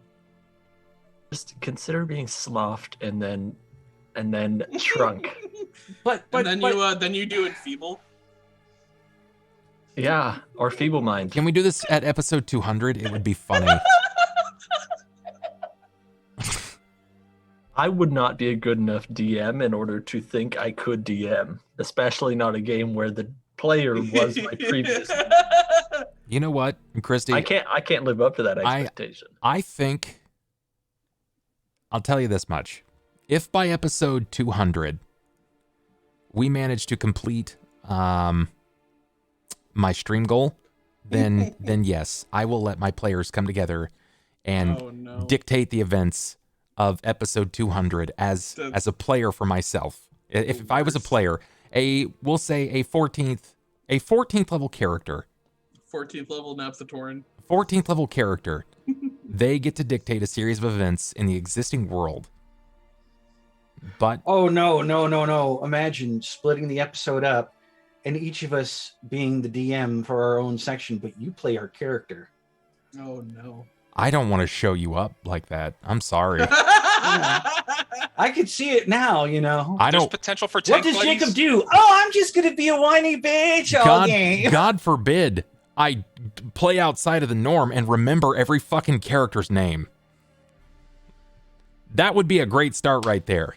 Just start naming all the people you encounter wrong, and we'll know that it's Jacob. You can't put that evil of being a DM on us. No, nope, can't trick me into that. No, Bub's gonna look at my spells and be like, "Why haven't you used 90% of these?" All right. Wild thought, wild idea. What if we end up doing that, right? We run with this idea and give you guys the storyteller slot for an hour. For each of you, individually, the storyteller slot for an hour. A 5-hour game? Well, I mean, you could miss that episode because I don't think the others have an issue down. showing up. Like, look at Yeah, fucking I'm Ronald, down. dude. You can see his shirt. He's got THO right now, dude. 5-hour game. This guy's rocking a half chub. I would be up for a 5-hour game. I would not be up for DMing for an hour because I get way too thoughts. Wait, Way too thoughts. I think too much. Whoa! Holy fuck! Two thoughts, many things. I get Handle it. way thoughts too many. Bro, did Camel Joe just come back with a bag? Yeah, he's Did he hitting hit you hard. with the bag, homie? I get way too... Like, he just struck you. Two thoughts, two Yeah, furious. see, this is why I can't Two DM, bub. thoughts, too furious. and get you what a stroke that sounds like. Oh, my God. And he just got straight up moose knuckled. What? I'm so confused. Dude, if someone wants to back out, I'm down to DM that person's hour as well. Okay. Yeah. What do you- Xander can all right, take fine. an hour. It sounds like Xander's down to do it. I mean, Sniper. Okay, I'll do it. Yeah. Okay, Sniper and Xander. What do you think of it? Oh, whoa, hold on. Why are you straight up looking like Birdman right now, Steven? I see you got them hands going on like you looking at me through the window or some shit, like I'm a snack. Because honestly, I don't want to ruin the experience. Because like I'm terrible at DMing. Like I tried it once and I couldn't do it. Well, everyone's in a dungeon. You're like we're standing in the tavern. You're like everyone is in the dungeon. The tavern is the dungeon. You black out, you guys all wake up in a dungeon. God. Yeah, it doesn't. See, that's the thing is like, it doesn't matter if you guys are While terrible. you're in the tavern, the lights go dark. Remember, as The much windows as blacken. as much as this show is a show, it is also an opportunity for friends to just kind of cut up. So if you want to Does it try, actually affect the canon of the story though? Like if that's the case, yeah, like, I'll I'm set up down I'll to, set like, up I'll set up some parameters, right? I'll Yeah, I was basically gonna write say, up some 'cause I'm down to- parameters. I'm down to so take it my serious, like, story, if that's we're the gonna case. have Like, if it's- Torin bake. if that's the case, I'm down to try that. I just want to be along for the ride. I don't want to have to design the ride. Bro, I'm gonna That's more work than I I'm need. gonna to place put the in. rails down and strap dynamite to it. You know what I'm saying, bro? Like you're gonna have a ride, but like It's gonna be a ride, but it's gonna be like a roller coaster tycoon 2 ride. All right, well, I'm gonna that's why you launch everyone to the other park. Yeah. switch You the launch screen them real off. fast. So chat, this right here, this thing right there, when that goes all the way up, if this maxes out by episode 200, then that would be episode 200. We'll do a recap of events, and I will birth a character to run and basically alongside whatever storyteller wishes to take the scene. And I'll paste it up to these cats here, so you guys know exactly what you're gonna be getting yourselves into. Will this character remain? Is that USD? It's $2,400. It's dental No, surgery. it's rubles. It is USD. It's $2,400, and I think it said 400, so it's 2K. It's 2K. Fuck you, Frankie. He's like, Dad, I'm so excited you get to tell stories. I'm interested in seeing what Any would do though. I'm not.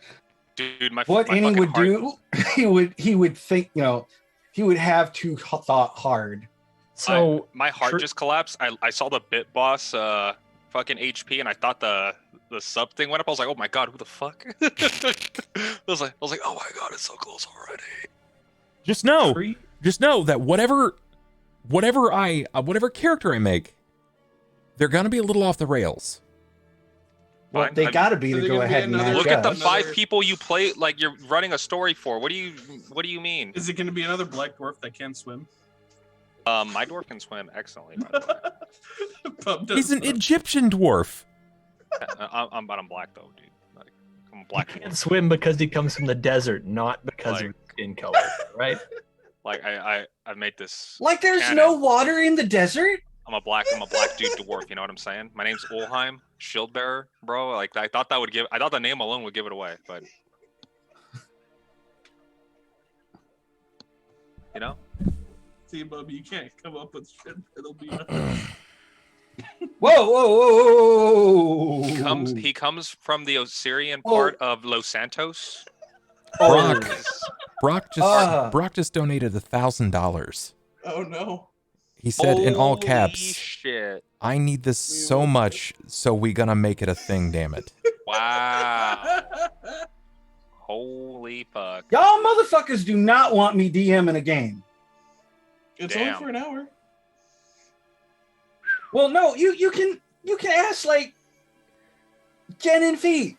I'm a bad GM. Listen, I'm not good at this. this would come down. Like I said, I would set the parameters. Thank you. Good god damn. Thank you so much, Brock. Holy fuck. Thank you so much, dog. That's huge. Let's take a quick peek. Damn. Just to see at the percentage.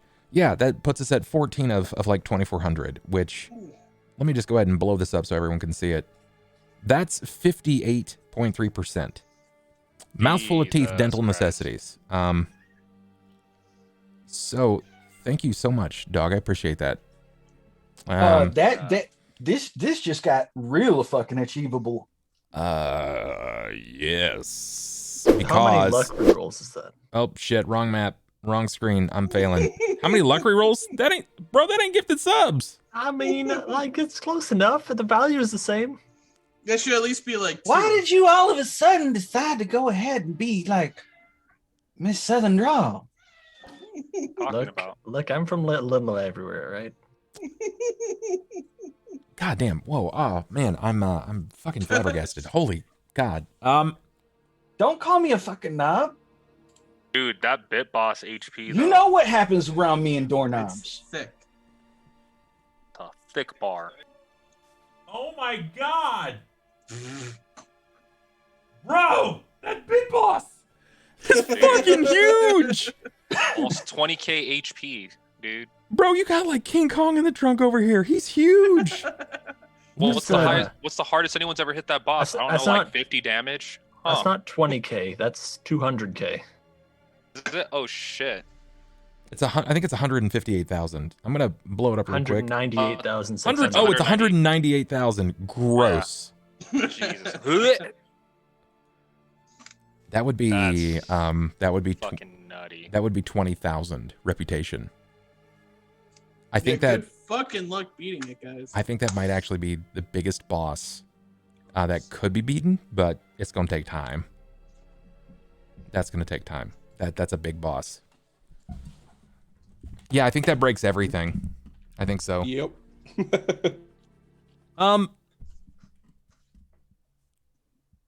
Wow. I think guys, I think you should probably start planning a dungeon Session. crawl. An hour-long session. All right, Brock. Are you gonna force me to also DM, or are you gonna give me a standby on this one? Oh, that's interesting. Yes. Yes. What? What's interesting? Use your words. Fuck. I didn't Not mean, that one.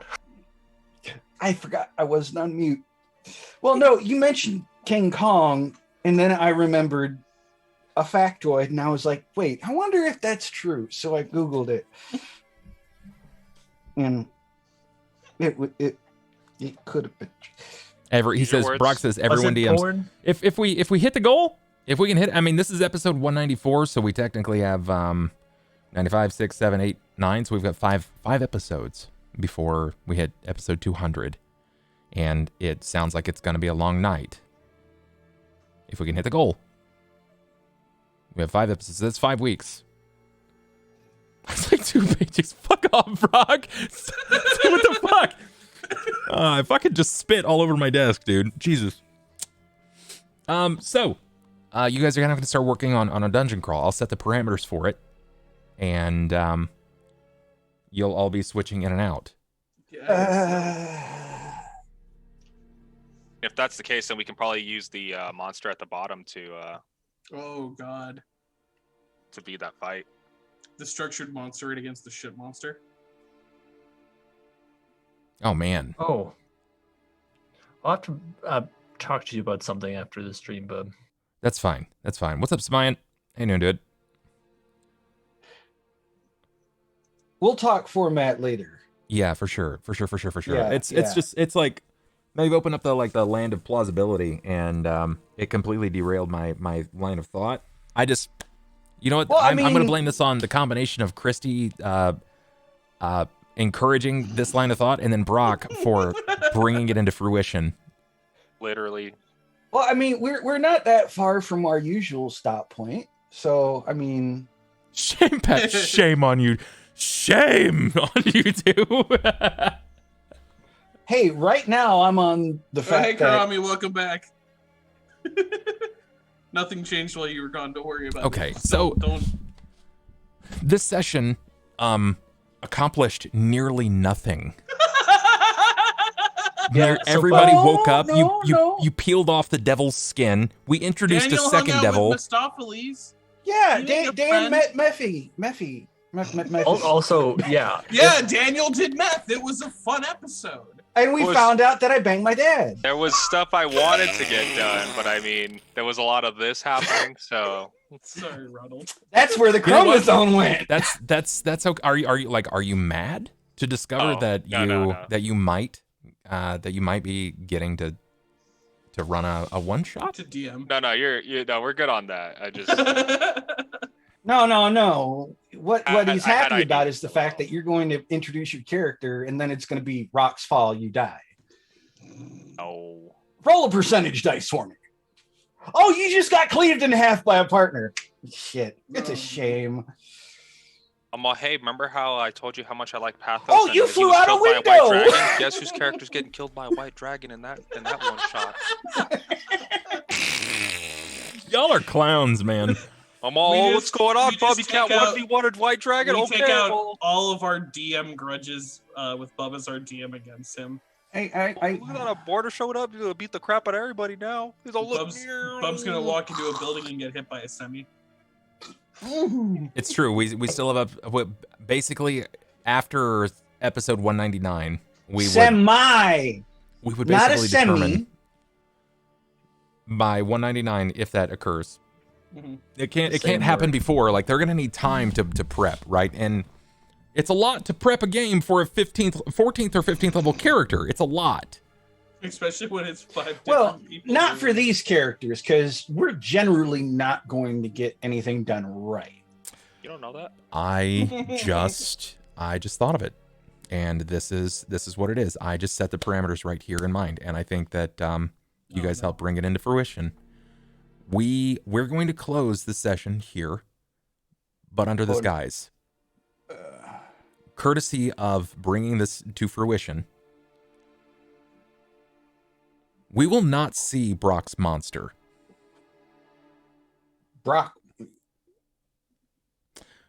Brock is one of the higher tier patrons, and he gets a sentient, intelligent beast. oh no. The boss of that dungeon will be the crawl to Brock's monster.